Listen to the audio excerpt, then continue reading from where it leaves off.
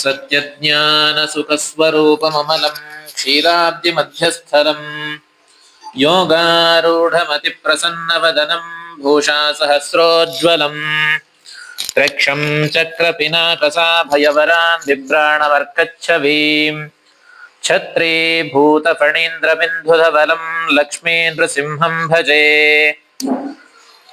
अमानवनजस्थानसरसीकुलसङ्कुले रमाकुल्हापुरक्षेत्रे वसतीति किमद्भुतम् यस्याः कटाक्षमात्रेण ब्रह्मरुद्रेन्द्रपूर्वकाः सुराः स्वीयपदान्यापुः स लक्ष्मीर्मे प्रसीदतु यो विप्रलम्ब विपरीतमतिप्रभूतान् वादान् निरस्य कृतवान् भुवि तत्त्ववादम् सर्वेश्वरो हरिरिति प्रतिपादयन्तम् आनन्दतीर्थमुनिवर्यमहं नमामि नौमिन्यायसुधातिकृज्जयमुनीन् श्रीपादराट्सन्मणीन् व्यासार्यान् विविधागमब्धिविहरान् श्रीवादिराजानपि वन्दे हंसवरान् रघूत्तमगुरून् वैदग्ध्यवारान् निधीन् श्रीसत्यव्रतराघवेन्द्रमुनिपान् सद्बोधसध्यानपान् पूज्याय राघवेन्द्राय सत्यधर्मरताय च भजतां कल्पवृक्षाय नमतां कामधेनवे सत्याभिघ्नकराब्जोत्थान् पञ्चाशद्वर्षपूजकान् सत्यप्रमोदतीर्थार्यान् नौमिन्यायसुधारतान् यैरहं सुखवत् सम्यक् शिक्षितोऽस्मि कृपानुभिः श्रीमत्सत्यात्मतीर्थार्यान् वन्दे विद्यागुरून् मम आपादमौलिपर्यन्तं गुरूणाम् आकृतिं स्मरेत् तेन विघ्नाः प्रणश्यन्ति सिद्ध्यन्ति च मनोरथाः पृथ्वीमण्डलमध्यस्थाः पूर्णबोधमतानुगाः वैष्णवाः विष्णुहृदयाः तान् नमस्ते गुरून् मम श्रीगुरुभ्यो नमः हरिः ओम् ब्रह्मरुद्रादिवन्द्यं त्वां भजे वेङ्कटनायकम् निवारयस्वानिष्ठानि साधयेष्ठानि माधव स्वस्त्यस्तु सताम् अशेषसन्मङ्गलानि भवन्तु श्लोकैकश्रवणपठनमात्रेण कथा वक्तुश्रोतॄणां निखिलकलिकृतकल्मषापनोदनपटुतरे धर्माद्यखिलसाधने भूते श्रीमद्भविष्योत्तरपुराणे वेङ्कटगिरिमाहात्म्ये अद्य कथा प्रारम्भे सति किञ्चित् पूर्वकथानुवादः हरिः ओम् श्रीमद्वरदेन्द्रतीर्थश्रीपादगुरुभ्यो नमः श्रीमत्सत्यात्मतीर्थश्रीपादगुरुभ्यो नमः हरिः ओम्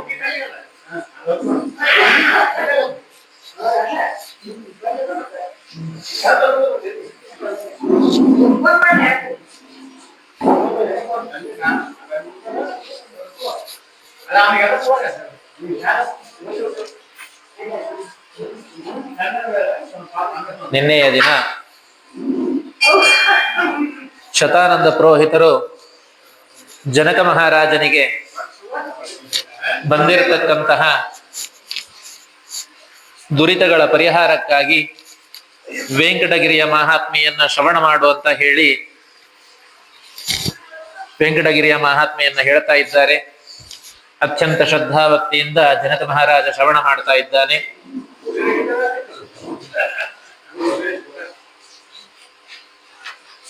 ಸೂತ ಪುರಾಣಿಕರು ಶೌನಕಾದಿ ಹೇಳ್ತಾ ಇರತಕ್ಕಂತಹ ಸಂದರ್ಭದಲ್ಲಿ ನಿನ್ನೆಯ ದಿನ ಚೋಳರಾಜನಿಗೆ ಶ್ರೀನಿವಾಸ ಕಲಿಯುಗ ಮುಗಿಯುವವರೆಗೂ ನೀನು ಪಿಶಾಚಿ ಜನ್ಮದಲ್ಲಿ ಇರು ಅಂತೆಂಬುದಾಗಿ ಹೇಳಿ ಶಾಪವನ್ನ ಕೊಟ್ಟಿದ್ದಾನೆ. ಮುಂದೆ ಆಕಾಶರಾಜನ ಮಗಳನ್ನ ನಾನು ಮದುವೆಯಾದಾಗ ಆ ಆಕಾಶರಾಜ 100 ಭಾರದ ಒಂದು ಕಿರೀಟವನ್ನ ಕೊಡ್ತಾನೆ. ಆ ಕಿರೀಟವನ್ನ ಧಾರಣೆ ಮಾಡಿದಾಗ ಪಿಶಾಚ ಜನ್ಮದಲ್ಲಿ ಇದ್ದರೂ ಕೂಡ ನಿನಗೆ ಸುಖವಾಗುತ್ತೆ ಎಂಬುದಾಗಿ ವರವನ್ನ ಕೊಟ್ಟು ಮುಂದೆ ತಾನು ಆ ಪರ್ವತದಲ್ಲಿ ತನಗೆ ಆದ ಗಾಯಕ್ಕೆ ಔಷಧಿಯನ್ನ ಹುಡುಕುವುದಕ್ಕಾಗಿ ಬೃಹಸ್ಪತ್ಯಾಚಾರ್ಯರನ್ನು ಕರೆಸಿ ಅವರಿಂದ ಔಷಧಿಯನ್ನ ತಿಳಿದುಕೊಂಡು ಔಷಧಿಯನ್ನು ಹುಡುಕ್ತಾ ಇರಬೇಕಾದ್ರೆ ಅಕಸ್ಮಾತ್ ಆಗಿ ಆ ಕ್ಷೇತ್ರ ಸ್ವಾಮಿಯಾಗಿರ್ತಕ್ಕಂತಹ ವರಾಹದೇವರ ದರ್ಶನ ಶ್ರೀನಿವಾಸನಿಗೆ ಆಗಿದೆ. ಆ ವರಾಹದೇವರು ಶ್ರೀನಿವಾಸನನ್ನ ಎಲ್ಲಿಂದ ಬಂದಿದ್ದೀಯಾ, ಏತಕ್ಕಾಗಿ ಬಂದಿದ್ದೆ ಎಂಬುದಾಗಿ ಹೇಳಿದಾಗ ಶ್ರೀನಿವಾಸ ತನ್ನ ಎಲ್ಲ ವೃತ್ತಾಂತವನ್ನು ಕೂಡ ಆ ವರಾಹದೇವರಿಗೆ ತಿಳಿಸಿದ್ದಾನೆ.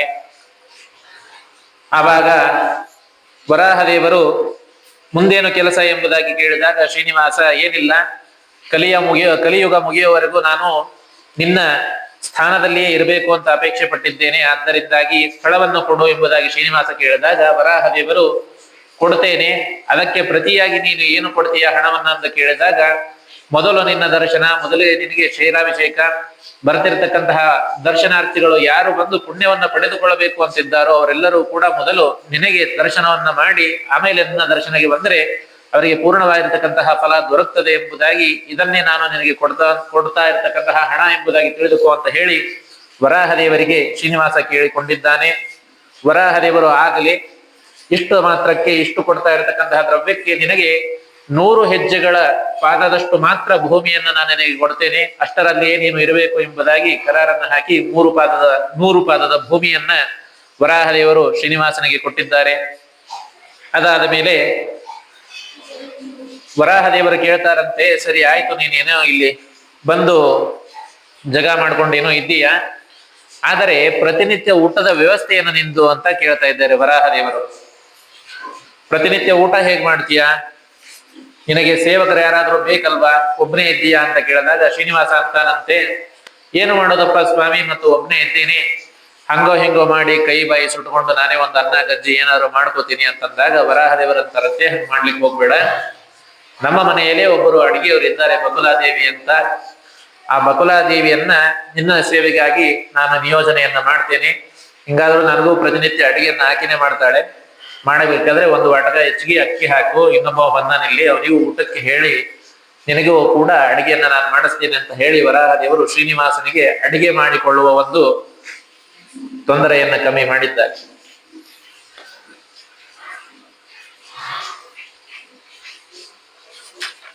ನಂತರ ಈ ರೀತಿಯಾಗಿ ಶ್ರೀನಿವಾಸ ಮತ್ತು ಆ ವರಾಹದೇವರು ಮಾತನ್ನ ಆಡಿಕೊಂಡು ಒಂದು ಒಪ್ಪಂದದ ಮೇಲೆ ಸ್ಥಳವನ್ನ ಶ್ರೀನಿವಾಸ ಪಡೆದುಕೊಂಡಿದ್ದಾನೆ. ಬಕುಲಾದೇವಿಯನ್ನ ಅಡಿಗೆಗಾಗಿ, ಆ ಶ್ರೀನಿವಾಸನ ಸೇವೆಗಾಗಿ ವರಾಹದೇವರು ನಿಯೋಜನೆ ಮಾಡಿದಾದ್ಮೇಲೆ ಎಲ್ಲ ಋಷಿಗಳು ಶತಾನಂದ ಈ ಸೂತ ಪುರಾಣಿಕರಿಗೆ ಪ್ರಶ್ನೆಯನ್ನ ಮಾಡ್ತಾರಂತೆ.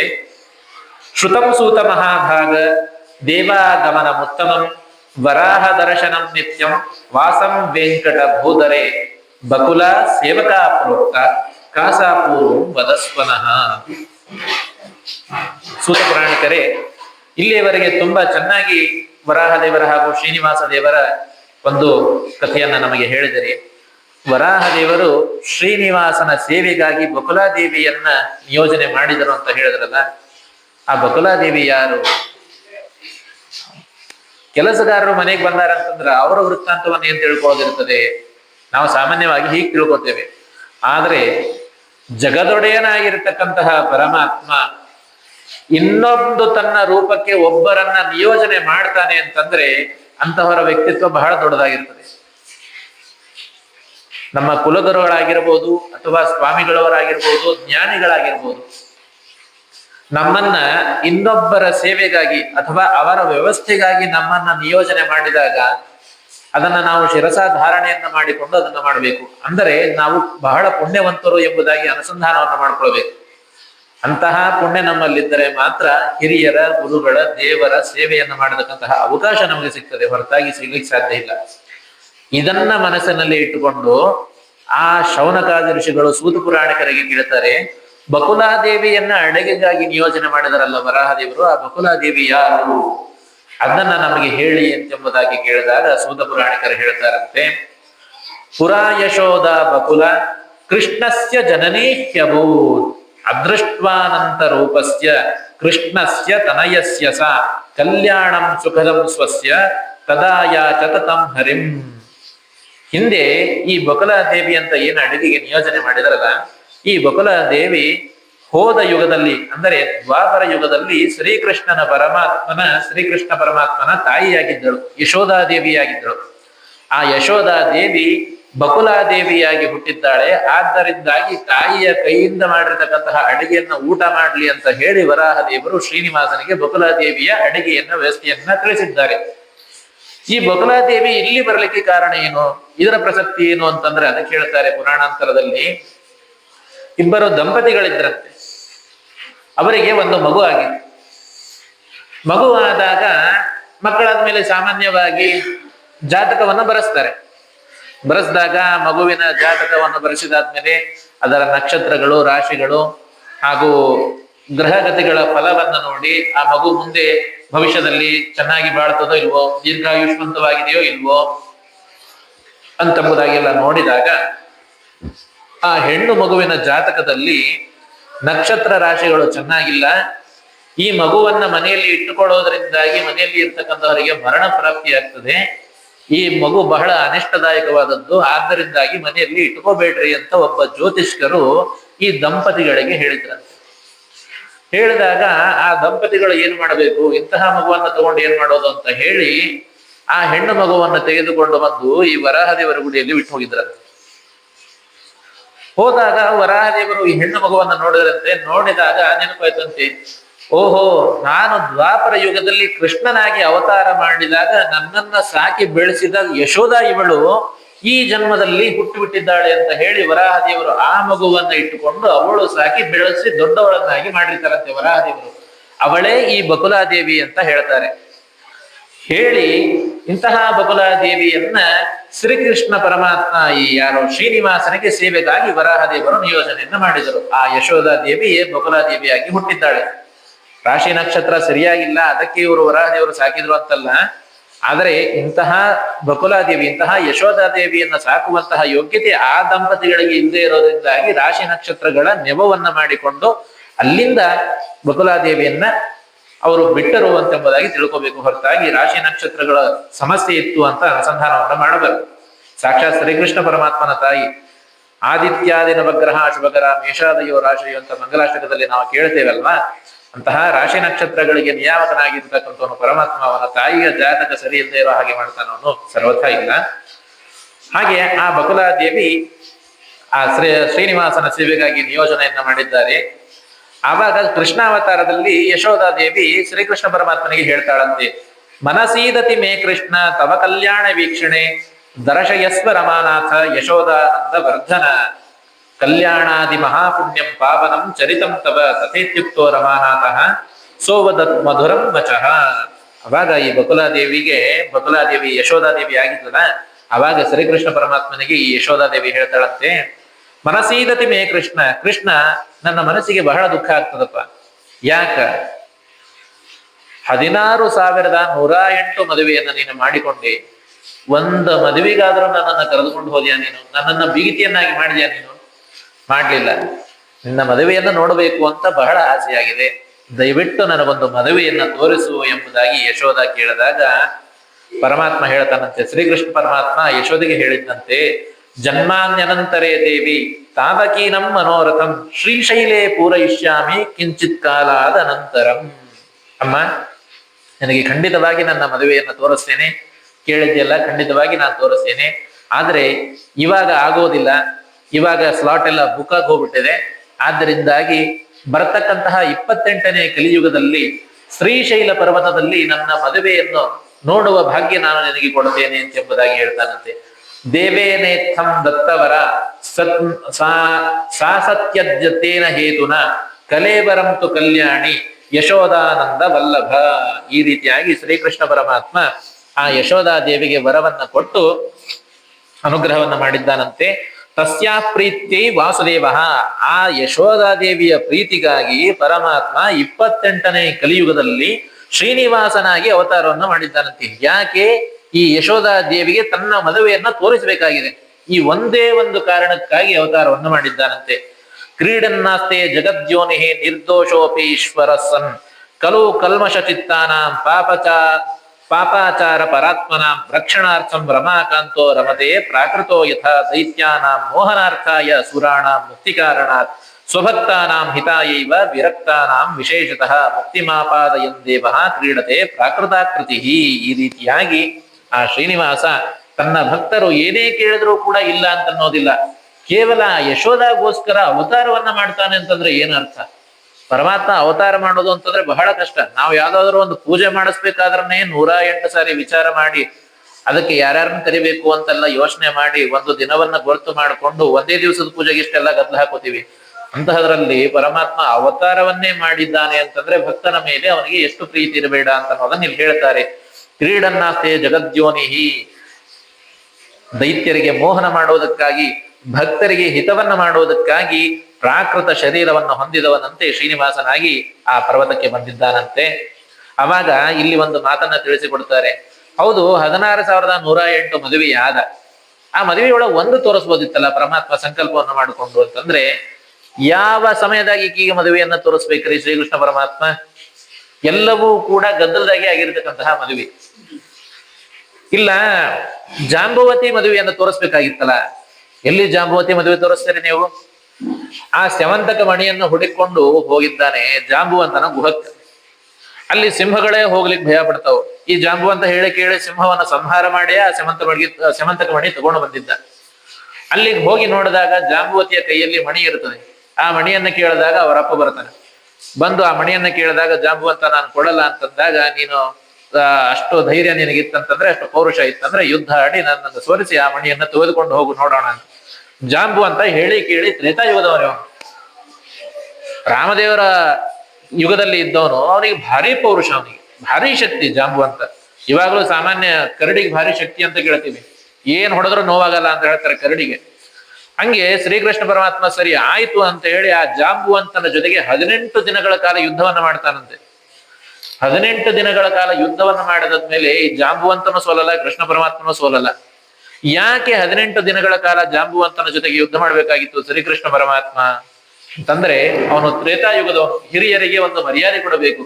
ಇಷ್ಟಾಗಿ ಕೃಷ್ಣಾವತಾರಕ್ಕಿಂತಲೂ ಕೂಡ ಮೊದಲು ಬಂದಿದ್ದು ರಾಮಾವತಾರ. ಆ ಅವತಾರಕ್ಕೆ ಬೆಲೆ ಕೊಡಬೇಕು. ಅವತಾರದಲ್ಲಿ ಇವನು ಮಾಡಿರ್ತಕ್ಕಂತಹ ಸೇವೆಗೆ ಒಂದು ಬೆಲೆಯನ್ನು ಕೊಡಬೇಕು, ಅದಕ್ಕೊಂದು ಸಾರ್ಥಕತೆಯನ್ನು ಕೊಡಬೇಕು ಅಂತನ್ನೋದಕ್ಕಾಗಿ ಸರ್ವ ಸಮರ್ಥನಾದರೂ ಕೂಡ ಶ್ರೀಕೃಷ್ಣ ಪರಮಾತ್ಮ ಜಾಂಬುವಂತನ ಜೊತೆಗೆ 18 ದಿನಗಳ ಕಾಲ ಯುದ್ಧವನ್ನ ಮಾಡಿ ಕೊನೆಗೆ ಅನುಗ್ರಹ ಮಾಡೋದಕ್ಕಾಗಿ ತನ್ನ ರಾಮಾವತಾರವನ್ನು ತೋರಿಸಿದ್ದಾನಂತೆ. ಜಾಂಬುವಂತನಿಗೆ ತೋರಿಸಿದಾಗ ಜಾಂಬುವಂತ ಬಹಳ ಸಂತೋಷಗೊಂಡಂತೆ. ಸಂತೋಷಗೊಂಡು ದುಃಖದಿಂದ ಹೇಳ್ತಾನಂತೆ, ಸ್ವಾಮಿ ನಿನ್ನ ಸೇವೆಯನ್ನು ಮಾಡೋದು ಬಿಟ್ಟು ಯುದ್ಧಕ್ಕೆ ಹೇಳಿದ್ನಲ್ಲಪ್ಪ ಸ್ವಾಮಿ, ಇಂತಹ ಬುದ್ಧಿ ನನಗೆ ಬಂತಲ್ಲ. ಆದ್ರಿಂದಾಗಿ ಅದರ ಪ್ರಾಯಶ್ಚಿತ್ತವಾಗಿ ನಾನೊಂದು ಪ್ರಾರ್ಥನೆಯನ್ನ ಮಾಡ್ತೇನೆ, ಅದನ್ನು ಈಡೇರಿಸುವಂತ ಹೇಳಿ ಜಾಂಬುವಂತ ಏನು ಅಂತ ಕೇಳ್ತಾನೆ. ದಯಮಾಡಿ ನನ್ನ ಮಗಳನ್ನ ಸ್ವೀಕಾರ ಮಾಡಿ ಅನುಗ್ರಹ ಮಾಡಬೇಕು, ನನ್ನ ಮಗಳನ್ನ ಮದುವೆ ಮಾಡ್ಕೋಬೇಕು ಅಂತ ಹೇಳಿದಾಗ ಶ್ರೀಕೃಷ್ಣ ಪರಮಾತ್ಮ ಆಗಲಿ ಅಂತ ಗುಹಾದೊಳಗ ಜಾಂಬುವತಿಯನ್ನ ಮದುವೆಯಾದ. ಈ ಯಶೋಧ ಏನಾದ್ರೂ ಇವರಿಬ್ರು ಜಗಳ ನೋಡ್ಕೋತ ಕೂತಿದ್ರೆ ಅಲ್ಲೇ ಎದೆ ಹೊಡ್ಕೊಂಡು ಹೋಗ್ಬಿಡ್ತಿದ್ಲಕ್ಕಿ. ಆದ್ರಿಂದಾಗಿ ಅಲ್ಲಿ ತೋರಿಸ್ಲಿಕ್ಕಾಗಿಲ್ಲ, ಅದು ಮಿಸ್ ಆಗಿ ಹೋಗ್ಲಿ. ರುಕ್ಮಿಣಿಯನ್ನ ಮದುವೆ ಆದ್ನಲ್ಲ, ಅವಾಗಾದ್ರೂ ತೋರಿಸ್ಬೇಕಾಗಿತ್ತು. ರುಕ್ಮಿಣಿಯನ್ನ ಮದುವೆ ಆದಾಗ ಎಲ್ಲಿ ತೋರಿಸ್ತೀರಿ ನೀವು? ಅಲ್ಲಿ ಮೊದಲೇ ಈ ರುಕ್ಮಿಣಿಯನ್ನು ಹರಸ್ಕೊಂಡು ಬಂದ್ಬಿಟ್ಟಿದ್ದ ಇವನು. ಕುಂಡಲಿಯ ನಗರವಂತೆ ಭೀಷ್ಮಕರಾಜನ ಕುವರಿಯಂತೆ ಶಿಶುಪಾಲನ ವಲ್ಲಳಂತೆ ನಿನಗೆ ಬೋಲೆ ಬರೆದಳಂತೆ ಆಡ ಪೊಗೋಣ ಬಾರೋ ರಂಗ ಕುಡಿಯ ಮೋನ ತೀರದಲ್ಲಿ ಕೌರವರಿಗೆ ಪಾಂಡವರು ಲೆತ್ತವಾಡಿ ಸೋತರಂತೆ ರಾಜ್ಯವನ್ನು ಬಿಡಬೇಕಂತೆ ರಂಗ ವಿಠಲ ಬರಬೇಕಂತೆ ಆಡ ಪೊಗೋಣ ಬಾರೋ ರಂಗ ಕುಡಿಯ ಮೋನ ತೀರದಲ್ಲಿ. ಆ ಶಿಶುಪಾಲಕನಿಗೆ ನಾನು ನನ್ನ ಮಗಳನ್ನ ಕೊಡ್ತೇನೆ, ಶ್ರೀಕೃಷ್ಣ ಪರಮಾತ್ಮನಿಗೆ ಮಗಳನ್ನ ಕೊಡೋದಿಲ್ಲ ಅಂತ ಹೇಳಿ ಈ ರುಕ್ಮಿಣಿಯ ತಂದೆಯಾಗಿರ್ತಕ್ಕಂತಹ ಭೀಷ್ಮಕ ರಾಜ ಹಠ ಹಿಡಿದಿದ್ದಂತೆ. ಆವಾಗ ರುಕ್ಮಿಣಿ ಶ್ರೀಕೃಷ್ಣ ಪರಮಾತ್ಮ ಪತ್ರ ಬರೆದಿದ್ಲಂತೆ, ನಮ್ಮಪ್ಪ ಬೇರೆದವನಿಗೆ ಕೊಟ್ಟು ನನ್ನ ಮದುವೆ ಮಾಡ್ಲಿಕ್ಕತ್ತಾನ, ಮದುವೆ ಆದ್ರೆ ನಿನ್ನ ಜೊತೆನೆ ಆಗ್ಬೇಕು ಅಂತ ನನಗೆ ಇಚ್ಛಾದ. ಆದ್ರಿಂದಾಗಿ ಹೆಂಗಾರು ಮಾಡಿ ಬಂದು ನನ್ನನ್ನು ಇಲ್ಲಿಂದ ಕರೆದುಕೊಂಡು ಹೋಗು, ಇಲ್ಲಾಂದ್ರೆ ನಾನು ಸಾಯ್ತೀನಿ ಅಂತ. ಆದ್ರಿಂದಾಗಿ ಈ ಶಿಶುಪಾಲನ ಗದ್ದಲದೊಳಗೆ ಶ್ರೀಕೃಷ್ಣ ಪರಮಾತ್ಮ ಬಂದು ಎಲ್ಲ ಯುದ್ಧವನ್ನ ಮಾಡಿ ಅವಳನ್ನ ಹಾರಿಸ್ಕೊಂಡು ಹೋಗಿದ್ದಂತೆ. ಆದ್ರಿಂದಾಗಿ ಆ ಗದ್ದಲದೊಳಗ ರುಕ್ಮಿಣಿ ಜೊತೆಗೆ ಮದುವೆ ಮಾಡ್ಕೊಳ್ಳೋದು ಯಶೋಧಾದೇವಿಗೆ ತೋರಿಸ್ಲಿಕ್ಕೆ ಆಗ್ಲಿಲ್ಲ. ಇದು ಒಂದಾಯ್ತು. ಹೋಗ್ಲಿ, ಸತ್ಯಭಾವ ಅಂದರೆ ತೋರಿಸ್ಬೇಕಲ್ಲ, ಅದು ಹಂಗೆ ಆಯ್ತ್ರಿ. ಮತ್ತೆ ಜಾಂಬುವಂತನ ಜೋಡಿ ಯುದ್ಧ ಮಾಡ್ಕೊಂಡು ಬಂದು ಸ್ಯವಂತಕ ಮಣಿ ಕೊಟ್ಟ ಸತ್ರಾರ್ಜಿತನಿಗೆ. ಕೊಟ್ಟಾದ್ಮೇಲೆ ಸತ್ರಾರ್ಜಿತನಿಗೆ ಜ್ಞಾನೋದಯ ಆಯ್ತು. ಇಂಥ ಪರಮಾತ್ಮನ ಮೇಲೆ ಅಪವಾದ ಹೊರಿಸಿದಲ್ಪ ನೀನ್ ಕದ್ದಿನಂದು ಅಂತ ಹೇಳಿ. ಆದ್ರಿಂದಾಗಿ ಆ ಕಳ್ಳತನ ಅಪವಾದವನ್ನು ಹೊರಿಸಿನಪ್ಪ ಸ್ವಾಮಿ, ಅದರ ಅಪರಾಧಕ್ಕಾಗಿ ನನ್ನ ಮಗಳಾಗಿರ್ತಕ್ಕಂತಹ ಸತ್ಯಭಾಮಿಯನ್ನು ಕೊಟ್ಟು ನಾನು ಮದುವೆ ಮಾಡ್ತೇನೆ, ಅವಳನ್ನು ಸ್ವೀಕಾರ ಮಾಡು ಅಂತ ಹೇಳದ. ಈ ಗದ್ದಲದೊಳಗಾಗ್ಲಿಲ್ಲ, ಅಲ್ಲಿದಲ್ಲೇ ಎಲ್ಲ ಆಗಿದೆ. ಹಿಂಗಾಗಿ ಒಂದು ಎಂಗೇಜ್ಮೆಂಟ್ ಮಾಡೋದಾಗ್ಲಿಲ್ಲ, ಒಂದು ಲಗ್ನ ಪತ್ರಿಕೆ ಬರೆದುಕೊಳ್ಳೋದಾಗ್ಲಿಲ್ಲ. ಹಿಂಗಾಗಿ ಯಾವ ಸಂದರ್ಭದಲ್ಲೂ ಕೂಡ ಯಶೋಧಾದೇವಿಗೆ ಪ್ರತಿಯೊಂದು 16,108 ಮದುವೆ ಏನಾದ ಇವೆಲ್ಲವೂ ಕೂಡ ಇದೇ ರೀತಿಯಾಗಿರ್ತಕ್ಕಂತಹ ಗದ್ದಲದೊಳಗೆ ಆಗಿದ್ದು. ಆದ್ರಿಂದಾಗಿ ಮದುವೆ ತೋರಿಸ್ಲಿಕ್ಕಾಗಿಲ್ಲ ಅಂತ ಹೇಳಿ ಶ್ರೀಶೈಲದಲ್ಲಿ ನಿನಗೆ ಆಸೆಯನ್ನ ಪೂರೈಸ್ತೇನೆ ಅಂತ ಹೇಳಿ ಶ್ರೀನಿವಾಸನಾಗಿ ಈಗ ಅವತಾರವನ್ನ ಮಾಡಿದ್ದಾನೆ ಅಂತ ಹೇಳಿ ಸೂತ ಪುರಾಣಿಕರು ಶೌನಕಾದಿಗಳಿಗೆ ಹೇಳಿದ್ರಂತೆ. ಎಲ್ಲಾ ಶೌನಕಾದಿಗಳು ಎಲ್ಲರೂ ಕೂಡ ಓಹೋ ಹೌದಾ ಹೀಗಿದೆಯಾ ಇದು ಕಥೆ ಅಂತ ಎಂಬುದಾಗಿ ಹೇಳಿ ಸಂತೋಷ ಪಟ್ಟರಂತೆ. ಇತ್ಯೇವಂ ಕಾರಣಾದೇವ ಯಶೋಧ ನಕುಲ ಭವತ. ಈ ಒಂದು ಉದ್ದೇಶವನ್ನ ಇಟ್ಟುಕೊಂಡು ಪರಮಾತ್ಮ ಬಕುಲಾದೇವಿಯ ಯಶೋಧಾದೇವಿಯನ್ನ ಬಕುಲಾದೇವಿಯಾಗಿ ಅವತಾರವನ್ನ ಮಾಡಿಸಿದ್ದಾನೆ. ಕಿಮಲಭ್ಯಂ ಹರೌ ತುಷ್ಟೇ ಜ್ಞಾನ ವಿಜ್ಞಾನ ಸಂಪದ. ಪರಮಾತ್ಮ ಸಂತುಷ್ಟನಾದರೆ ಏನು ಹೇಳಬೇಕು? ದೇನೇ ಬಾಲ ಜಬ್ಬಿ ದೇತಾ ಛಪ್ಪಡ್ ಫಾಡ್ಕೆ ಅಂತ ಹೇಳ್ತಾರಲ್ಲ, ಆ ಪರಮಾತ್ಮ ಒಂದು ಸಾರಿ ಕೊಡೋದಕ್ಕೆ ಪ್ರಾರಂಭ ಮಾಡಿದ್ರಂದ್ರೆ ಅದಕ್ಕೆ ಎಣೆನೇ ಇರೋದಿಲ್ಲ. ಹಾಗೆ ಕಷ್ಟಿದ್ದೇವಂ ಪೂಜೆಯಂತಿ ಕಷ್ಟಿದ್ದೇವೇನ ಪೂಜ್ಯತೆ. ಪರಮಾತ್ಮ ಕೆಲವರಿಂದ ಪೂಜೆಯನ್ನ ಸ್ವೀಕಾರ ಮಾಡಿದ್ರೆ ಇನ್ನು ಕೆಲವರಿಗೆ ಪರಮಾತ್ಮನೇ ಪೂಜೆಯನ್ನ ಮಾಡ್ತಾನಂತೆ. ಹೇಗೆ ಅಂತಂದ್ರೆ ಮುಖ್ಯ ಪ್ರಾಣದೇವರಿಂದ ಈ ಲಂಕಾ ಮೇಲೆ ಆಕ್ರಮಣಕ್ಕೆ ಹೋಗಬೇಕಾದ್ರೆ ಹನುಮಂತ ದೇವರು, ವಾಲಿ, ಸುಗ್ರೀವ ಇವರೆಲ್ಲರಿಂದಲೂ ಕೂಡ ಸೇವಿತನಾದರೂ ಕೂಡ ದ್ವಾಪರ ಯುಗದಲ್ಲಿ ಪಾಂಡವರಾದಾಗ ಅರ್ಜುನನ ಸೇವೆಯನ್ನ ಸ್ವಯಂ ಶ್ರೀಕೃಷ್ಣ ಪರಮಾತ್ಮನೇ ಮಾಡಿದ ಸಾರಥಿಯಾಗಿ. ಹನುಮತ ಪೂಜಿತೋಪಿ ಸ್ವಯಂ ಅರ್ಜುನ ಮರ್ಚಯತಿ ಕೋವರ್ಣ ಯದ್ಧರೆ ಕ್ರೀಡಾಂ ವಿಚಿತ್ರಾಂ ಜನಪಾವನಿ. ಆದ್ದರಿಂದಾಗಿ ಪರಮಾತ್ಮನ ಆಟವನ್ನ ನಾವು ತಿಳಿಯೋದಕ್ಕಾಗೋದಿಲ್ಲ. ತಿಳಿಯದೋ ನಿನ್ನಾಟ ತಿರುಪತಿಯ ವೆಂಕಟ. ದೈತ್ಯಾನಾಂ ಮೋಹನಾರ್ಥಾಯ ಸುರಾಣಾಂ ಮೋದನಾಯ ಚ ಕ್ರೀಡತೆ ಬಾಲಕೈರ್ಬಾಲೋ ಜಗತ್ಪಾಲಕ ಬಾಲಕಃ. ದೈತ್ಯರನ್ನ ಮೋಹನ ಮಾಡುವುದಕ್ಕಾಗಿ, ಸುರರು ಎಲ್ಲ ದೇವತೆಗಳಿಗೆ ಸಂತೋಷ ಪಡಿಸುವುದಕ್ಕಾಗಿ ಹುಡುಗರ ಜೊತೆಗೆ ಹುಡುಗರ ಆಗಿ ದೊಡ್ಡವರ ಜೊತೆಗೆ ದೊಡ್ಡವರಂತೆ ಈ ಪರಮಾತ್ಮ ಕ್ರೀಡೆಯನ್ನ ಮಾಡ್ತಾನೆ. ಆದ್ದರಿಂದಾಗಿ ಜಗತ್ತಿಗೆ ಮೋಹನ ಮಾಡತಕ್ಕಂತಹ ಸೌಂದರ್ಯ ಲೀಲಾಮಾನುಷ ವಿಗ್ರಹನಾಗಿರತಕ್ಕಂತಹ ಪರಮಾತ್ಮನ ಈ ಕರ್ಮ ವಿಶ್ವಕರ್ಮನಿಂದಲೂ ಕೂಡ ಇಂತಹ ಕೆಲಸಗಳನ್ನು ಮಾಡ್ಲಿಕ್ಕೆ ಆಗೋದಿಲ್ಲಂತೆ. ಅಂತಹ ಕ್ಷೇತ್ರದ ಮಹಿಮವನ್ನ ಹೇಳ್ತಾ ಇದ್ದಾರೆ. ಕ್ಷೇತ್ರಸ್ಯ ಮಹಿಮಾ ದಿವ್ಯ ತತ್ತೀರ್ಥಸ್ಯ ಚ ವೈಭವಂ ತತ್ರ ಸಾಕ್ಷಾತ್ ರಮಾಕಾಂತಹ ಕಿಂ ತತ್ರ ಸುಕೃತಂ ಫಲಂ. ಆ ಪರ್ವತ ಎಷ್ಟು ಪುಣ್ಯ ಮಾಡಿದೋ ಗೊತ್ತಿಲ್ಲ, ಸಾಕ್ಷಾತ್ ರಮಾಪತಿಯಾಗಿರ್ತಕ್ಕಂತಹ ಶ್ರೀನಿವಾಸ ಅಲ್ಲೂ ಬಂದಿದ್ದಾನೆ. ಆ ತಿರುಪತಿ ಕ್ಷೇತ್ರದ ದರ್ಶನ ಮಾಡಬೇಕು ಅಂದ್ರೆ ಎಷ್ಟು ಪುಣ್ಯ ಮಾಡಿರ್ಬೇಕು ಅಂತ ಹೇಳ್ತಾರೆ ಸೂತ ಪುರಾಣಿಕರು. ಬಹು ಜನ್ಮಾರ್ಜಿತೈ ಪುಣ್ಯೈ ಲಭ್ಯತೆ ಕ್ಷೇತ್ರ ದರ್ಶನಂ. ತಿರುಪತಿಯ ದರ್ಶನವನ್ನ ಹೇಳ್ತಾ ಇಲ್ಲ ಇಲ್ಲಿ. ಎಷ್ಟೋ ಜನ್ಮಗಳ ಪುಣ್ಯವನ್ನ ಮಾಡಿದ್ರೆ ಮಾತ್ರ ಸಣ್ಣ ಪುಟ್ಟ ಕ್ಷೇತ್ರಗಳ ದರ್ಶನ ಮಾಡ್ಲಿಕ್ಕಾಗ್ತದೆ, ಪ್ರತಿನಿತ್ಯ ದೇವಸ್ಥಾನಕ್ಕೆ ಹೋಗ್ಲಿಕ್ಕಾಗ್ತದೆ, ಶಾಲಿಗ್ರಾಮದಲ್ಲೇ ನೀರು ಹಾಕಿ ಪೂಜೆಯನ್ನು ಮಾಡ್ಲಿಕ್ಕಂತಹ ಸೌಭಾಗ್ಯ ಪರಮಾತ್ಮ ಕೊಡ್ತಾನೆ. ಎಷ್ಟೋ ಜನ್ಮದ ಪುಣ್ಯ ಇದ್ರೆ ಮಾತ್ರ ಇಷ್ಟೆಲ್ಲ ಆಗುವುದು. ನಾವೇನೋ ಸತ್ಯನಾರಾಯಣ ಪೂಜೆ ಮಾಡಿಸ್ತೀವಿ, ಇವತ್ತಿನ ದಿನ ಡೇಟ್ ಫಿಕ್ಸ್ ಮಾಡಿವಿ, ಬೇಕಾದಷ್ಟು ಹಣ ಇದೆ, ಯಜ್ಞವನ್ನ ಮಾಡಿಸ್ತೀವಿ ಅಂತ ತಿಳ್ಕೊಂಡು ನಾವು ತಿಳ್ಕೊಂಡಿದ್ರೆ ನಮ್ಮಂತ ಮೂರ್ಖರು ಯಾರು ಇಲ್ಲ. ದೇವತಾ ಪೂಜೆಯನ್ನ ಮಾಡಬೇಕು, ಶಾಲಿಗ್ರಾಮಗಳನ್ನು ಮುಟ್ಟಬೇಕು, ಆ ಮಂತ್ರಗಳನ್ನ ಶ್ರವಣ ಮಾಡಬೇಕು ಅಂತಂದ್ರೆ ಪುಣ್ಯ ಇರಬೇಕು, ಜನ್ಮ ಜನ್ಮಾಂತರದ ಪುಣ್ಯ ಇರಬೇಕು. ಇದ್ರೆ ಮಾತ್ರ ಆಗ್ಲಿಕ್ಕೆ ಸಾಧ್ಯ. ಹಣ ಖರ್ಚು ಮಾಡಿದ ಮಾತ್ರಕ್ಕೆ ಇನ್ನೊಂದೇನೋ ಮೈಲಿಗೆ ಬಂತಪ್ಪ ಅವತ್ತಿನ ದಿನ ಏನ್ ಮಾಡೋದು? ಯಾರಾದ್ರೂ ಹೋಗ್ಬಿಟ್ರು ಏನ್ ಮಾಡೋದು? ಅಥವಾ ಇವನಿಗೆ ಹುಷಾರಿಲ್ಲದೆ ಇರೋಂಗಾಗಿ ಅಡ್ಮಿಟ್ ಆದ ಏನ್ ಮಾಡೋದು? ಆಕ್ಸಿಡೆಂಟ್ ಆಯ್ತು. ಪರಮಾತ್ಮನಿಗೆ ಮಾಡಿಸಿಕೋಬಾರದು ಅಂತ ತಲೆಯಾಗಿ ಬಂತು ಅಂದ್ರೆ ನಾವು ತಿಪ್ರಲಗ ಹೋಗಿದ್ರು ಕೂಡ ಪರಮಾತ್ಮನ ಸೇವೆಯನ್ನು ಮಾಡ್ಲಿಕ್ಕೆ ಸಾಧ್ಯ ಇಲ್ಲ ಇಲ್ಲ ಇಲ್ಲ. ಮಾಡಿಸ್ಕೋಬೇಕು ಅಂತ ಅವನಿಗೆ ಇಚ್ಛೆ ಬಂತು ಅಂದ್ರೆ ನಮ್ಗೆ ಏನೇ ತೊಂದರೆ ಆದ್ರೂ ಕೂಡ ನಾವು ಮಾಡ್ತೀವಿ. ಆ ಮನಸ್ಸು, ಆ ಶಕ್ತಿಯನ್ನ ದೇವರು ನಮಗೆ ಕೊಡ್ತಾನೆ. ಅದನ್ನ ಇಲ್ಲಿ ಹೇಳ್ತಾರೆ, ಬಹು ಜನ್ಮಾರ್ಜಿತೈ ಪುಣ್ಯೈ ಲಭ್ಯತೆ ಕ್ಷೇತ್ರ ದರ್ಶನಂ. ಸಾವಿರಾರು ಜನ್ಮಗಳಲ್ಲಿ ಪುಣ್ಯವನ್ನ ಮಾಡಿದ್ರೆ ಮಾತ್ರ ಸಾಮಾನ್ಯ ಕ್ಷೇತ್ರಗಳ ದರ್ಶನವನ್ನ ಮಾಡಬಹುದು. ಯಾವ ಕ್ಷೇತ್ರಗಳು ಸಾಮಾನ್ಯ ಅಲ್ಲ. ಆ ವೆಂಕಟಗಿರಿಯ ಮಹಾತ್ಮೆಯನ್ನು ಹೇಳೋದಕ್ಕಾಗಿ ಇಲ್ಲಿ ಉದಾಹರಣೆಗಾಗಿ ಹೇಳ್ತಾರೆ. ತತ್ರಾಪಿ ವೆಂಕಟಗಿರೇಹೇ ದರ್ಶನಂ ಮುಕ್ತಿದಂ ಪರಂ. ಅದ್ರಾಗೂ ಕೂಡ ವೆಂಕಟಾಚಲ ತಿರುಮಲದ ದರ್ಶನ ಆಗಬೇಕು ಅಂತಂದ್ರೆ ಅಂತಹ ಪುಣ್ಯವಂತ ಜೋಲಕದಲ್ಲಿ ಯಾರು ಇಲ್ಲ. ದುರ್ಲಭಂ ದೇವಸಂಘಾನ ಮನುಷ್ಯಾಣ ಅಂತೂ ಕಾಮಕಥಾ. ದೇವತೆಗಳೇ ಇಲ್ಲಿ ಬರ್ಲಿಕ್ಕಾಗೋದಿಲ್ಲ. ಅದು ಯಾಕ? ಶ್ರೀನಿವಾಸ ನನ್ನ ಮದುವೆ ಅದ, ಎಲ್ಲಾರು ಬರಬೇಕು ಅಂತ ಹೇಳಿ ಬ್ರಹ್ಮದೇವರಿಗೆ ಹೇಳಿ ಕರೆಸಿಕೊಂಡಾನಂತ ದೇವತೆಗಳೆಲ್ಲ ಬಂದಾರಿ. ಇಲ್ಲಾಂದ್ರ ಆ ದೇವತೆಗಳಿಗೂ ಬರ್ಲಿಕ್ಕೆ ಅವಕಾಶ ಇಲ್ಲ. ವೆಂಕಟಾಚಲ ಪರ್ವತಕ್ಕ ಇಷ್ಟು ರಿಸ್ಟ್ರಿಕ್ಷನ್ಸ್ ಅವ, ನಿಯಮಗಳವ ಪರಮಾತ್ಮಂದು.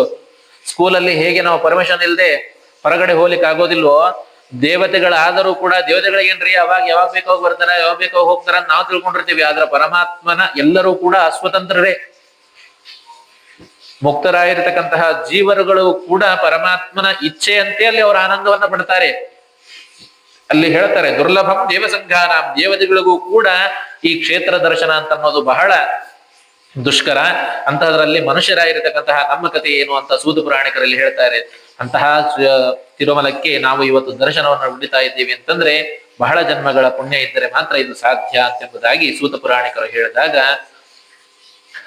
ಇವಾಗ ಮುಂದೆ ಶೌನಕಾದಿಗಳು ಹೇಳ್ತಾರಂತೆ, ಆಗಲಿ ಸ್ವಾಮಿ ಮುಂದೆ ವೆಂಕಟೇಶ ಏನು ಮಾಡಿದ ಅಂತ ಹೇಳಿದಾಗ ಸೂತ ಪುರಾಣಿಕರು ಹೇಳ್ತಾರಂತೆ, ಕದಾಚಿತ್ ವೆಂಕಟೇಶಸ್ತು ಚಿಂತಯಾಮಾಸ ವೈಹಯಂ ಮನಸಾ ಚಿಂತ್ಯಮಾನೇತು ಹಯ ಪ್ರತ್ಯಕ್ಷ ತಾಂಗತಃ.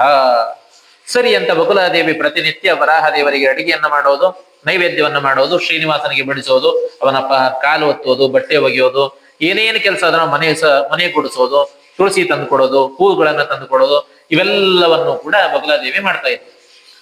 ಸ್ವಲ್ಪ ದಿನ ಕಳೆದಾದ್ಮೇಲೆ ಶ್ರೀನಿವಾಸ ಸುಮ್ಮನೆ ಕೂತ್ಕೊಂಡಿದ್ದ. ಎಷ್ಟು ದಿನ ಸುಮ್ ಕೂಡ್ತೀರಿ, ಎಲ್ಲರೇ ಹೊರಗೆ ಹೋಗ್ಬೇಕು ಅನಿಸ್ತದಲ್ಲ. ಅವಾಗ ಶ್ರೀನಿವಾಸ ಏನ್ ಮಾಡ್ದ, ವಿಚಾರ ಮಾಡ್ದ, ಒಂದ್ಸರಿ ಎಲ್ಲಾರು ಹೊರಗಡೆ ಹೋಗ್ಬರೋಣ ಒಂದ್ ರೌಂಡ್ ಗಾಡಿ ತಗೊಂಡು ಅಂತ ಯೋಚನೆ ಮಾಡಿದಾಗ ಹೊರಗಡೆ ಹೋಗ್ಬೇಕು ಅಂದ್ರೆ ಏನ್ ಮಾಡ್ಬೇಕ್ರಿ, ನಡ್ಕೋತಂದ್ರು ಹೋಗ್ಲಿಕ್ಕಾಗಲ್ಲ. ವರಾಹದೇವರ ಸೈನ್ಯ ಬಂದಾಗೆ ಗಾಬರಿ ಆಗೋಗ್ಬಿಡ್ತು, ಕಾಡಂದಿಗಳ ಬಂದಾಗೆ. ಇನ್ನ ಸಿಂಹ, ಹುಲಿ, ಕರಡಿ ಇಂಥವೆಲ್ಲ ಬಂತು ಅಂದ್ರೆ ಏನ್ ಮಾಡೋದು? ಅದರ ಸಂಬಂಧ ಶ್ರೀನಿವಾಸ ಏನ್ ಮಾಡ್ದ, ಮನಸ್ಸಿನಲ್ಲಿ ಒಂದು ಕುದುರೆಯನ್ನ ಸ್ಮರಣೆ ಮಾಡ್ದ. ಮನಸಾ ಚಿಂತ್ಯಮಾನೇತು ಹಯ ಪ್ರತ್ಯಕ್ಷ ತಾಂಗತಃ. ಮನಸ್ಸಿನಲ್ಲಿ ಕುದುರೆಯನ್ನು ಶ್ರೀನಿವಾಸ ಸ್ಮರಣೆಯನ್ನ ಮಾಡಿದ್ದಾನೆ. ತಕ್ಷಣದಲ್ಲಿ ಒಂದು ಶ್ರೇಷ್ಠವಾಗಿರ್ತಕ್ಕಂತಹ ಕುದುರೆ ಕಣ್ಣೆದುರಿಗೆ ಪ್ರತ್ಯಕ್ಷವಾಗಿದೆ. ಬಿಳಿ ಕುದುರೆ, ವಾಯುರಶ್ವತ್ವ ಮಾಪನ್ನ ರಜ್ಜುಸತ್ವಾಭಿಮಾನಿ ಉಪಾಸರ್ಪತ್ ಸ್ವಯಂ ಲಕ್ಷ್ಮೀ ತಥೋಶ್ವಂ ತಂಸ ಪೂಜಯನ್ ತಸ್ಯೋಪರಿ ಸಮಾತಿಷ್ಠ ಸರ್ವಾಭರಣ ಭೂಷಿತ ಶುಭ್ರವಸ್ತ್ರಂ ಪಂಚದಶಹಸ್ತಂ ಬಿಭ್ರತ್ತೋವಧಿಧಾರಯ ಕಾಂಚಿಂ ಬದ್ಧ್ವಾ ರಮಾಕಾಂತಃ ಕಾಂಚೀಧಾಮ ವಿರಾಜಿತ. ಶ್ರೇಷ್ಠವಾಗಿರತಕ್ಕಂತಹ ಬಿಳಿ ಕುದುರೆ ಬಂದಿದೆ ಅಂತೆ, ಶ್ರೀನಿವಾಸನ ಎದುರಿಗೆ ಪ್ರತ್ಯಕ್ಷವಾಗಿದೆ. ಸಾಕ್ಷಾತ್ ವಾಯುದೇವರೇ ಕುದುರೆ ರೂಪದಲ್ಲಿ ಬಂದಿದ್ದಾರಂತೆ. ಬ್ರಹ್ಮದೇವರಿಗೆ ಮತ್ತು ವಾಯುದೇವರಿಗೆ ಬೃಹದಾರಣ್ಯಕೋಪನಿಷತ್ ಭಾಷ್ಯದಲ್ಲಿ ಶ್ರೀಮದ್ ಆನಂದ ತೀರ್ಥ ಭಗವತ್ಪಾದಾಚಾರ್ಯ ತಿಳಿಸಿಕೊಡ್ತಾರೆ, ವಾಯುದೇವರಿಗೂ ಕೂಡ ಒಂದು ಕುದುರೆ ರೂಪ ಇದೆ ಅಂತ ಹೇಳ್ತಾರೆ.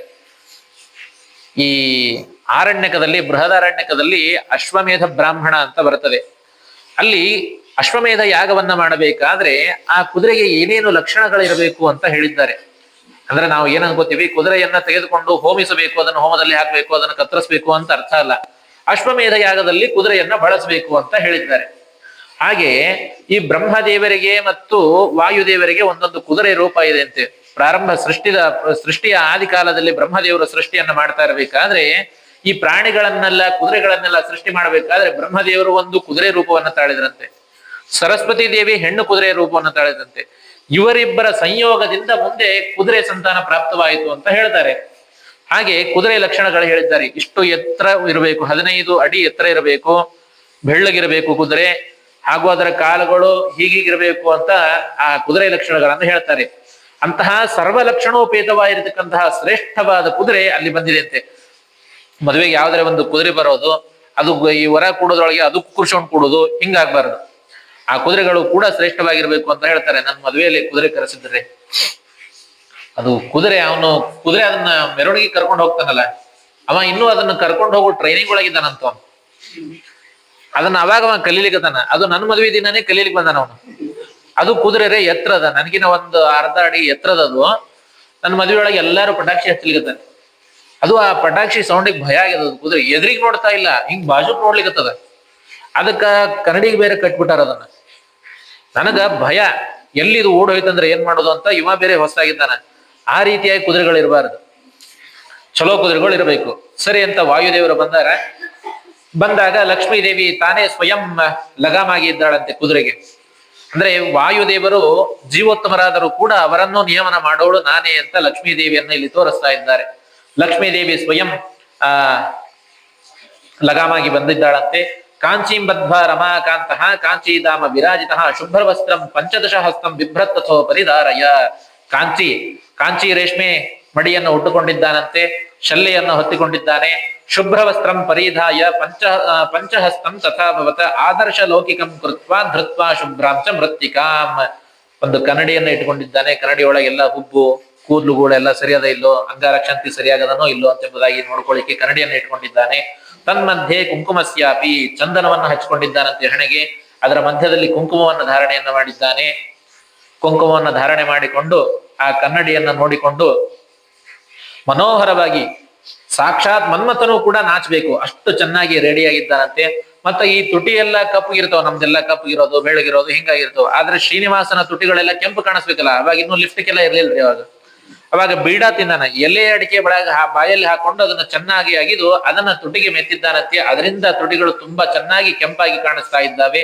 ಪೂಗಿ ಫಲಂ ಸ ತಾಂಬೂಲಂ ಚೂರ್ಣ ನಿಕ್ಷಿಪ್ತ ಪಾತ್ರಕಂ ಆದರ್ಶ ಮೃತ್ತಿಕಾಂ ಶುಭ್ರಂ ತಥಾ ಕುಂಕುಮ ಭಾಜನಂ ಸ್ವರ್ಣ ನಿರ್ಮಿತ ವಸ್ತ್ರೇಣ ಮಧ್ವಾತು ಕಟಿಮಧ್ಯತಃ ಸ್ವರ್ಣ ಯಜ್ಞೋಪವೀತಾಂಗ ಕಂಠಾಭರಣ ಭೂಷಿತ, ಕಂಠದಲ್ಲಿ ಆಭರಣಗಳನ್ನ ಹಾಕಿಕೊಂಡಿದ್ದಾನೆ. ಬಂಗಾರದ ಜನಿವಾರವನ್ನ ಹಾಕಿಕೊಂಡಿದ್ದಾನಂತೆ ಶ್ರೀನಿವಾಸ. ನಮ್ದೆಲ್ಲ ದಾರದ್ದಿರ್ತವ್ರೆ. ಹಿಂದಕ್ಕೆಲ್ಲ ಒಂದು ಸಂಪ್ರದಾಯ ಇತ್ತು. ಅಂದ್ರೆ ಉಪನಯನವನ್ನ ಮಾಡಿದಾದ್ಮೇಲೆ ಆ ವಟುವಿಗೆ ಬೆಳ್ಳಿದು ಬಂಗಾರದು ಜನಿವಾರ ಹಾಕ್ತಿದ್ರಂತೆ. ಶ್ರೀಮಂತರು ಎಲ್ಲ ಅನುಕೂಲ ಇದ್ದವ್ರು ಹಾಕ್ತಿದ್ರಂತೆ. ಅದರಿಂದ ಆ ಬ್ರಾಹ್ಮಣ ಯಾರು ಮಾಡಿಸ್ಲಿಕ್ಕೆ ಬಂದಿರ್ತಾರೋ ಆ ಬ್ರಾಹ್ಮಣರಿಗೆ ಒಂದ್ ಸ್ವಲ್ಪ ಅನುಕೂಲ ಆಗಲಿ ಅಂತ ಇಂಥವೆಲ್ಲ ಹಾಕ್ತಿದ್ರು. ಇವಾಗೂ ಕೂಡ ಸಂಪ್ರದಾಯ ಅದ. ಅದು ಪೂರ್ತಿ ಆಗದಿ ತಂತಿಗಿನ ತೆಳ್ಳಗಿರ್ತದ ಅಂತ ಜನಿವಾರ ತಗೊಂಡ್ ಬಂದಿರ್ತಾರ. ಈ ಕಡೆ ನಮ್ ಬೆಂಗಳೂರು ಕಡೆ ಎಲ್ಲ ಉಪನಯನವನ್ನು ಮಾಡಿಸ್ಬೇಕಾದ್ರೆ ಅದು ಶಾಸ್ತ್ರ ಇರೋದ್ರಿಂದ ಅಂತವೆಲ್ಲ ಹಾಕ್ಬೇಕು. ಆ ರೀತಿಯಾಗಿ ಶ್ರೀನಿವಾಸ ಬಂಗಾರದ ಜನಿವಾರವನ್ನ ಹಾಕಿಕೊಂಡಿದ್ದಾನಂತೆ. ಕಂಕಣೋಕಿತ ದೌರ್ಭ್ಯಾಂಸ ಸಂಪೂರ್ಣ ವರಗಾತ್ರಕಃ, ನೋಡೋದಕ್ಕೆ ಹೇಗೆ ಮದುವೆ ದಿನ ವರಪೂಜೆಗೆ ತಯಾರಾಗ್ಬೇಕು ಅಷ್ಟು ಚೆನ್ನಾಗಿ ತಯಾರಾಗಿದ್ದಾನಂತೆ. ಭುಜಕೀರ್ತ್ಯ ರತ್ನಮಯ್ಯ ರಾಜಮಾನಾಂಗುಲೀಯಕೈ ಕುಂಕುಮಾಕ್ತ ಸುಗಂಧೇನ ಲಿಪ್ತಾಂಗರ ಮರಾದಿತಃ ಕಬರೀಕೃತ ಕೇಶೇಶು ರಕ್ತವಸ್ತ್ರಂ ಸುವೇಷ್ಟಿತ ಲಂಬಿತೈ ಪುಷ್ಪಜಾಲೈಶ್ಚ ಸ್ಕಂದೈಃ ಪರಿಭೂಷಿತಃ ಸುವರ್ಣ ರತ್ನ ಸಂಬದ್ಧ ಪಾದುಕಾ ಗೂಹಿಕಾಂಗ್ರಿಕಃ ಧನುರ್ಬಾಣಧರ ಶ್ರೀಮಾನ್ ಸಾಕ್ಷಾತ್ ಮನ್ಮಥ ಮನ್ಮತಃ. ಸೊಂಟಕ್ಕೆ ದಾಬನ್ನು ಸುತ್ತಿಕೊಂಡಿದ್ದಾನೆ. ಫಸ್ಟ್ ಕ್ಲಾಸ್ ಕೆಂಪು ಒಂದು ರೇಷ್ಮೆ ಮಡಿಯನ್ನು ಉಟ್ಟುಕೊಂಡಿದ್ದಾನೆ. 15 ಮೊಳದ ರೇಷ್ಮೆ ಮಡಿ ಉಟ್ಟುಕೊಂಡಿದ್ದಾನಂತ. 6 ಮೊಳದ ಶಲ್ಯ ಹೊತ್ತುಕೊಂಡಿದ್ದಾನಂತೆ. ಎಲ್ಲ ಈ ರೀತಿಯಾಗಿ ಸುಂದರವಾಗಿ ತಯಾರಾಗಿ ಕೈಯಲ್ಲಿ ಧನುರ್ಭಾರಣಗಳನ್ನ ಹಿಡಿದಿದ್ದಾನಂತೆ. ಧನುರ್ಭಾರಣಗಳನ್ನ ಹಿಡಿದುಕೊಂಡು ಅವನು ಬೇಟೆಗಾಗಿ ಹೊರಟಂತೆ. ಹಾರಕೆಯೂರ ಹೊನ್ನುಂಗೂರದ ಬೆರಳ ಹಾರದ ನಡುವೆ ಹಾಕಿದ 7 ಪದಕ ತೋರ ಮುತ್ತಿನ ಕಂಠ ಮಾಲೆ ಮಾಲಿಕವೋ ಕೋನೇರಿ ವಾಸ ವೆಂಕಟ ಬಂದ ಮನೆಗೆ ನೊಸಲು ಸುತ್ತಿದ ಬಟ್ಟೆ ಎಸೆವ ಕಸ್ತೂರಿ ಹಸುಳೆ ಕಂಗೊಳ ನೋಟ ಹೊಸ ಪಂಚಬಾಣ ವಿಳ್ಯದ ಬಾಯಿ ಕರಪುರದ ಕರಡಿಗೆಯೋ ಸುಕುಮಾರ ಸೊಬಗ ವೆಂಕಟ ಬಂದ ಮನೆಗೆ ಇಂದು ನಾನೇನ ಸುಕೃತವ ಮಾಡಿದೆನೋ ಮಂಗಳ ಮಹಿಮಾ ವೆಂಕಟ ಬಂದ ಮನೆಗೆ. ಈ ರೀತಿಯಾಗಿ ಸುಂದರವಾಗಿ ತಯಾರಾಗಿ ಕುದುರೆಯ ಮೇಲೆ ಕೂತ್ಕೊಂಡು ತಯಾರಾಗಿ ಹೊರಟ್ರು ಸರ್. ಹಯಂ ರತ್ನ ಸಮಾಕೀರ್ಣಂ ಉಪಬರಹಣ ಭೂಷಿತಂ ಸುವರ್ಣ ತಿಲಕೋಹ್ಲಾಸಿ ವಕ್ತ್ರಂ ವಾಯುಮನೋಜವಂ ನೀಲವರ್ಣಂ ಪಾಂಡುಪಾದಂ ಹಸ್ತ ಪಂಚದಶೋನ್ನತಂ.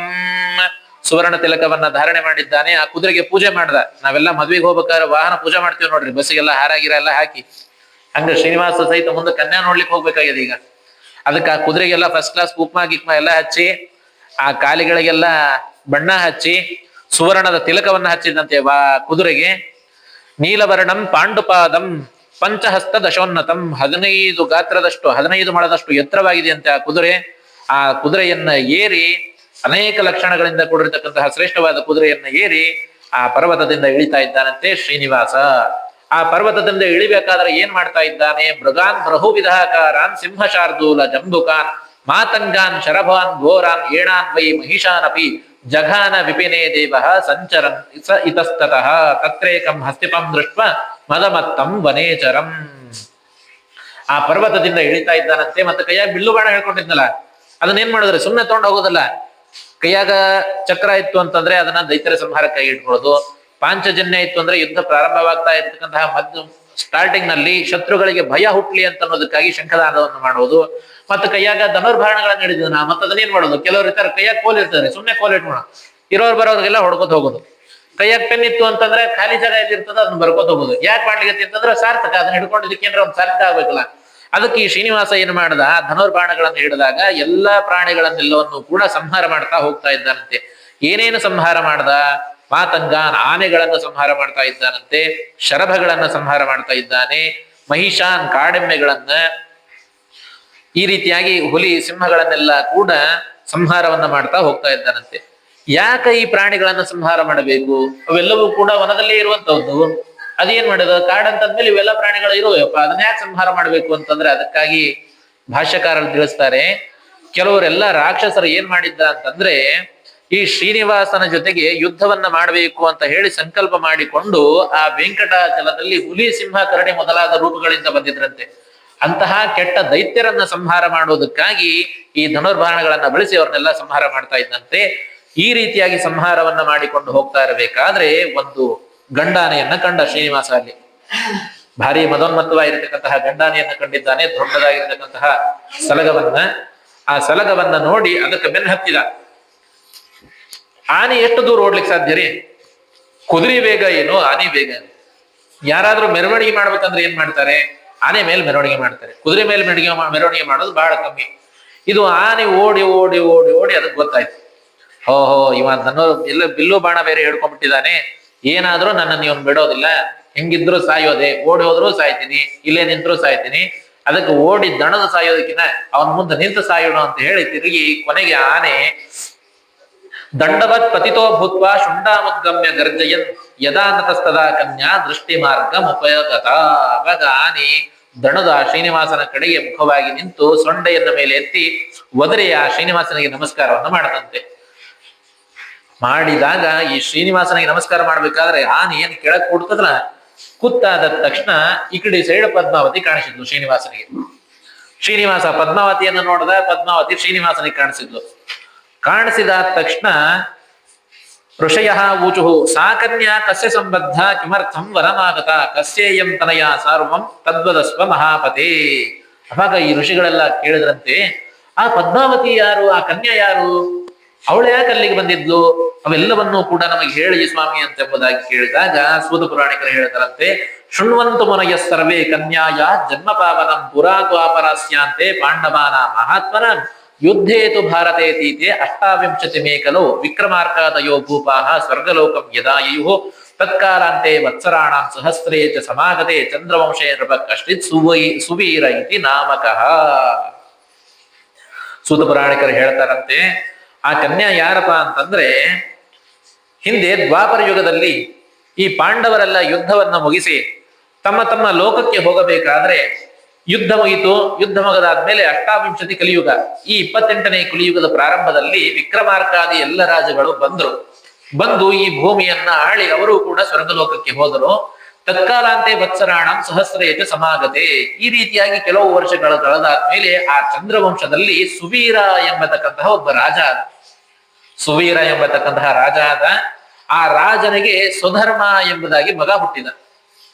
ಆ ಸುಧರ್ಮನಿಗೆ ಇಬ್ಬರು ಮಕ್ಕಳಾದರು. ಯಾರು ಅಂತಂದ್ರೆ ಈ ತೋಂಡಮಾನ ಮತ್ತು ಆಕಾಶ ಎಂಬುದಾಗಿ ಇಬ್ಬರು ರಾಜರು. ತೋಂಡಮಾನ ರಾಜ ಮತ್ತು ಆಕಾಶ ರಾಜ ಎಂಬುದಾಗಿ ಈ ಇಬ್ಬರು ಮಕ್ಕಳಾದರು. ಸೀದಾ ತೋಂಡಮಾನ ಆಕಾಶ ರಾಜ ಅಂತ ಹುಟ್ಟಬೇಕಾಗಿತ್ತಲ್ರಿ, ಇವ್ರದೆಲ್ಲ ಸುಧರ್ಮ ರಾಜನ್ ಕಥೆ ಯಾಕೆ ಹೇಳ್ಬೇಕಾಯ್ತು, ಸುವೀರಂದ ಯಾಕೆ ಕಥೆ ಹೇಳ್ಬೇಕಾಯ್ತು ಅಂತಂದ್ರ ಮುಂದೆ ಮದುವೆಯೊಳಗ ಕನ್ಯಾದಾನ ಮಾಡ್ತಾರ ನೋಡ್ರಿ. ಕನ್ಯಾದಾನ ಮಾಡ್ಬೇಕಾದ್ರ ಇಂಥವರ ಮರಿ ಮೊಮ್ಮಗಳು, ಇಂಥವರ ಮೊಮ್ಮಗಳು, ಇಂಥವರ ಮಗಳು, ಇಂತಹ ಮಗಳನ್ನ, ಇಂಥವರ ಮರಿ ಮೊಮ್ಮಗನಾಗಿರ್ತಕ್ಕಂತಹ, ಇಂಥವರ ಮೊಮ್ಮಗನಾಗಿರ್ತಕ್ಕಂತಹ, ಇಂಥವರ ಮಗನಾದ ಇವನಿಗೆ ಕನ್ಯಾದಾನವನ್ನ ಮಾಡ್ತಾ ಇದ್ದೇವೆ ಅಂತ ಸಂಕಲ್ಪ ಮಾಡ್ತೀವಲ್ವಾ, ಹಾಗೆ ಮುಂದೆ ಕನ್ಯಾದಾನ ಮಾಡ್ತಾ ಇರೋದ್ರಿಂದಾಗಿ ಇವಾಗಲೇ ಅವರ ಹೆಸರನ್ನ ನೆನ್ಪಿಟ್ಟುಕೊಳ್ರಿ ಅಂತ ಇಲ್ಲಿ ಹೇಳ್ತಾ ಇದ್ದಾರೆ ಸೂತ ಪುರಾಣಿಕರು. ಆ ಇಬ್ಬರು ರಾಜರು ಕೂಡ ಆಕಾಶ ಮತ್ತು ತೋಂಡಮಾನ ಎಂಬತಕ್ಕಂತಹ ರಾಜರು ಇಬ್ಬರು ಕೂಡ ಭಾರಿ ಕೀರ್ತಿವಂತರು, ಭಾರಿ ಧರ್ಮಿಷ್ಠರು, ದೃಢ ಭಕ್ತರು ಮತ್ತು ನಾರಾಯಣದಲ್ಲಿ ಬಹಳ ಭಕ್ತಿ ಉಳ್ಳವರಾಗಿದ್ದರು. ಜ್ಯೇಷ್ಠೋ ವಿಯನ್ರಪಸ್ಸಾಧು ಕನಿಷ್ಠೋ ತೋಂಡಮಾನ. ಜ್ಯೇಷ್ಠನಾದವನು ಆಕಾಶ ರಾಜ, ಅವನ ತಮ್ಮನಾದವನು ಈ ತೋಂಡಮಾನ ರಾಜ ಎಂಬುದಾಗಿ. ಇವರಿಬ್ಬರ ಆಳ್ವಿಕೆಯಲ್ಲಿ ರಾಜ್ಯ ಬಹಳ ತುಂಬಾ ಚೆನ್ನಾಗಿ ರಾಜ್ಯ ನಡೀತಾ ಇತ್ತು. ರಕ್ಷಮಾಣೆ ನೃಪೇ ತಸ್ಮಿನ್ ಜನ ಧರ್ಮಪರಾಯಣ, ಎಲ್ಲರೂ ಕೂಡ ತುಂಬಾ ಚೆನ್ನಾಗಿ ಧರ್ಮವನ್ನ, ಬಹಳ ಸಂತೋಷದಿಂದ ಧರ್ಮವನ್ನ ಪಾಲನೆಯನ್ನ ಮಾಡ್ತಾ ಇದ್ರು. ಯಾವುದೇ ಭಯ ಇರಲಿಲ್ಲ ಇವರಿಗೆ, ಯಾವುದೇ ರೀತಿಯಾಗಿರತಕ್ಕಂತಹ ತೊಂದರೆಗಳು ಇರಲಿಲ್ಲ. ನಿರಾತಕಂ ಭವತ್ ಸರ್ವಂ ಜಗತ್ಸ್ಥಾವರ ಜಂಗಮಂ ಗಾವೋ ಬಹುಪಯೋದಾಷ್ಟ ನಾರ್ಯ ಪತಿಪ್ರರಾಯಣ. ಹೇಗೆ ನಾವು ಚೋಳರಾಜನ ಆಳ್ವಿಕೆಯಲ್ಲಿ ಜನ ಎಲ್ಲ ಹೆಂಗಿದ್ರು, ಆ ಸಮೃದ್ಧಿ ಹೆಂಗಿತ್ತು ಅಂತ ನಾವು ಹಿಂದೆ ಕೇಳಿದ್ವಲ್ಲ, ಅದೇ ರೀತಿಯಾಗಿ ಆಸ್ ಇಟ್ ಈಸ್ ಈ ಆಕಾಶ ರಾಜ ಮತ್ತು ತೊಂಡಮಾನ ರಾಜನ ಆಳ್ವಿಕೆಯಲ್ಲಿಯೂ ಕೂಡ ಇಷ್ಟೆಲ್ಲ ಸಮೃದ್ಧಿ ಇತ್ತು ಅಂತ ಹೇಳ್ತಾ ಇದ್ದಾರೆ. ಕದಾಚಿತ್ ಪುತ್ರಕಾಂಕ್ಷಿ ಸ ಏಕಾಂತೆ ಭವನೆ ಸ್ಥಿತ ಅಪುತ್ರೋ ನೃಪತಿರ ದುಃಖಾತ್ ಗುರುಂ ಪ್ರೋವಾಚ ಭಕ್ತಿತಃ. ಇಷ್ಟೆಲ್ಲಾ ಸಮೃದ್ಧಿಯಾಗಿರತಕ್ಕಂತಹ ಆಕಾಶ ರಾಜನಿಗೆ ಒಂದು ಸಣ್ಣ ದುಃಖ ಇತ್ತು ಅಂತ ಹೇಳಿದ್ರು. ಏನು ಅಂತಂದ್ರೆ, ಒಮ್ಮೆ ಬೃಹಸ್ಪತ್ಯಾಚಾರ್ಯರು ಆಕಾಶ ರಾಜನ ಹತ್ರಕ್ಕೆ ಬಂದಿದ್ರಂತೆ. ಆ ಬೃಹಸ್ಪತ್ಯಾಚಾರ್ಯರು ಮಧ್ಯಾಹ್ನ ಊಟವೆಲ್ಲ ಮುಗಿಸಿ ಸಿಂಹಾಸನದ ಮೇಲೆ ಕುಳಿತುಕೊಂಡಾಗ ಆಕಾಶ ರಾಜ ಬೃಹಸ್ಪತ್ಯಾಚಾರ್ಯ ಒಂದು ಮಾತು ಹೇಳ್ತಾನಂತೆ. ಅನುಭೂತವಿದಂ ರಾಜ್ಯಂ ಹಸ್ತ್ಯಶ್ವರಥ ಸಂಕುಲಂ ನಾನಾದಾನಂ ಕೃತಂ ಚೈವ ತೀರ್ಥಯಾತ್ರಾ ವಿಶೇಷತಃ. ಗುರುಗಳೇ, ದೇವರ ಅನುಗ್ರಹದಿಂದ ತುಂಬಾ ಚೆನ್ನಾಗಿ ಇದ್ದೇನೆ, ಆರಾಮಾಗಿದ್ದೇನೆ, ಚೆನ್ನಾಗಿ ಪೃಥ್ವಿಯನ್ನ ಪಾಲನೆಯನ್ನ ಮಾಡ್ತಾ ಇದ್ದೇನೆ, ಎಲ್ಲ ದುಷ್ಟ ರಾಜರ ನಿಗ್ರಹವನ್ನ ಮಾಡ್ತಾ ಇದ್ದೇನೆ. ನಾನಾ ದಾನಂ ಕೃತಂ ಚೈವ, ಬೇಕಾದಷ್ಟು ದಾನ ಮಾಡೀನಿ, ಬೇಕಾದಷ್ಟು ತೀರ್ಥಕ್ಷೇತ್ರಗಳ ಸಂಚಾರವನ್ನು ಮಾಡಿದ್ದೇನೆ, ಎಲ್ಲವನ್ನೂ ಮಾಡೀನಿ. ಆದರೆ ನಾನು ಭೂತಂ ಪುತ್ರ ಸೌಖ್ಯಂ ಪಿತೃಣ ಮುಕ್ತಿದಂ ದ್ವಿಜ. ಪಿತೃಗಳ ಮುಕ್ತಿಗಾಗಿ ಒಂದು ಸಂತಾನ ನನಗಾಗಿಲ್ಲ, ಅದೊಂದು ದುಃಖ ನನಗೆ ಕಾಡ್ತಾ ಇದೆ ಅಂತ ಹೇಳಿ ಆ ಆಕಾಶ ರಾಜ ಬೃಹಸ್ಪತ್ಯಾಚಾರ್ಯಗೆ ಹೇಳ್ತಾನ. ಕಿಮ್ಮಯ ಚರಿತಂ ಪಾಪಂ ಕಸ್ಯ ಪುತ್ರೋ ಹತಃ ಪುರ. ಯಾವ ಜನ್ಮದಲ್ಲಿ ಯಾರ ಮಕ್ಕಳನ್ನ ನಾನು ತಂದೆ ತಾಯಿಗಳಿಂದ ದೂರ ಮಾಡಿದ್ದೇನೋ ಗೊತ್ತಿಲ್ಲ, ಆದ್ರೆ ಈ ಜನ್ಮದಲ್ಲಿ ನನಗೆ ಮಕ್ಕಳಾಗ್ತಾ ಇಲ್ಲ. ಕರ್ಣಾಭ್ಯಾಂ ನ ಶ್ರುತ ಶಬ್ದ ಪುತ್ರೇಣ ರುದತಾಕೃತಃ ದ್ವಿಜೇಂದ್ರ ಪುತ್ರಬಂಧೋನ ದುರ್ಗತಿಶ್ಚ ಭವೇತ್ತತಃ. ಯಾವಾಗಲೂ ಕೂಡ ಮಕ್ಕಳು ನಮಗೆ ಅಪ್ಪ ಅಮ್ಮ ಅನ್ನೋ ಶಬ್ದವನ್ನ ನಾನು ಕೇಳಿಲ್ಲ, ಯಾವಾಗ ಕೇಳ್ತೀನಿ ಅಂತ ನನಗನಿಸ್ತಾ ಇದೆ. ಮತ್ತೆ ನನ್ನ ಪಿತೃಗಳಿಗೆ ಎಲ್ಲ ಶ್ರಾದ್ದವನ್ನ ಮಾಡಿ ನಾಳೆ ನಾನು ಸತ್ತರೂ ಕೂಡ ನನಗೆ ಒಬ್ಬರು ಯಾರಾದ್ರೂ ತಿಲತರ್ಪಣ ಕೊಡುವಂತವ್ರು ಬೇಕಲ್ಲ, ಇಲ್ಲದೆ ಹೋದ್ರೆ ನಾನು ನರಕಕ್ಕೆ ಹೋಗ್ತೇನೆ ಅಂತ ಹೇಳಿ ಆ ಆಕಾಶ ರಾಜ ಹೇಳಿದಾಗ ಶ್ರೀಮದಾಚಾರ್ಯರು ಒಂದು ಮಾತನ್ನ ಹೇಳ್ತಾರೆ. ಮಕ್ಕಳ ಇದ್ದರೇನೆ ಸದ್ಗತಿ ಆಗ್ತದ ಅಂತ ತಿಳ್ಕೊಂಡಿರಿ ಅಂತಂದ್ರೆ ನಿಮ್ಮಂತಹ ಮೂರ್ಖರು ಇನ್ಯಾರೂ ಇಲ್ಲ ಅಂತ ಶ್ರೀಮದಾನಂದ ತೀರ್ಥ ಭಗವತ್ಪಾದಾಚಾರ್ಯರು ತಿಳಿಸಿಕೊಡ್ತಾರೆ. ಯಾಕಪ್ಪ ಅಂತಂದ್ರೆ ಆತ್ಮ ಸಾಧನೆಯನ್ನ ಮಾಡಿಕೊಳ್ಳಬೇಕು. ಹೋಗ್ಲಿ, ಈ ಪಾಂಡವರಂತವರು ಆಮೇಲೆ ಶ್ರೇಷ್ಠರಾಗಿರ್ತಕ್ಕಂತಹ ಮಕ್ಕಳು ಧರ್ಮ ಕರ್ಮಗಳನ್ನು ಮಾಡುವಂತವ್ರು, ಯಾರು ಪರಮಾತ್ಮನಲ್ಲಿ ಭಕ್ತಿ ಉಳ್ಳವರಾಗಿರ್ತಾರೋ, ಸತ್ಕರ್ಮಗಳಲ್ಲಿ ಆಸಕ್ತಿ ಉಳ್ಳವರಾಗಿರ್ತಾರೋ, ಇಂತಹ ಮಕ್ಕಳಿತ್ತು ಅಂತಂದ್ರೆ ಅವಾಗ ಅವರೆಲ್ಲ ಶ್ರಾದ್ದಾದಿ ಕರ್ಮಗಳನ್ನ ಮಾಡ್ತಾರೆ, ಅದರಿಂದ ನಮಗೆ ಯೋಗ್ಯಗತಿ ಆಗ್ತದೆ, ಓಕೆ. ಆದರೆ ಈ ದುರ್ಯೋಧನ ಅಂತವರು, ಕೀಚಕನಂತವರು ಮಕ್ಕಳು ಹುಟ್ಟಿದ್ರೆ ಏನ್ ಮಾಡ್ತೀರಿ? ಅಂತಹ ಮಕ್ಕಳಾದ್ರೆ ಅವರೆಲ್ಲಿ ಶ್ರಾದ್ದವನ್ನ ಮಾಡ್ತಾರೆ, ಅದರಿಂದ ಇನ್ನೂ ನರಕ ಪ್ರಾಪ್ತಿ ಅಂತ ಹೇಳ್ತಾರೆ. ಆದ್ರಿಂದಾಗಿ ಸಾಧನವನ್ನ ನಾವು ಮಾಡಿಕೊಳ್ಳಬೇಕು. ಶ್ರೀಮದಾನಂದ ತೀರ್ಥ ಭಗವತ್ಪಾದಾಚಾರ್ಯ ಹೇಳ್ತಾರೆ, ಅರ್ಥವ್ಯಾರಿಗೆ ಪುತ್ರರಾರಿಗೆ ಮಿತ್ರ ಬಾಂಧವರಾರಿಗೆ ಕರ್ತೃಯಮನವರೆಳೆದು ವೈವಗ ಅರ್ಥ ಪುತ್ರರು ಕಾಯ್ವರೇ. ಗೋವಿಂದ ನಮೋ ಗೋವಿಂದ ನಮೋ ಗೋವಿಂದ ನಾರಾಯಣ.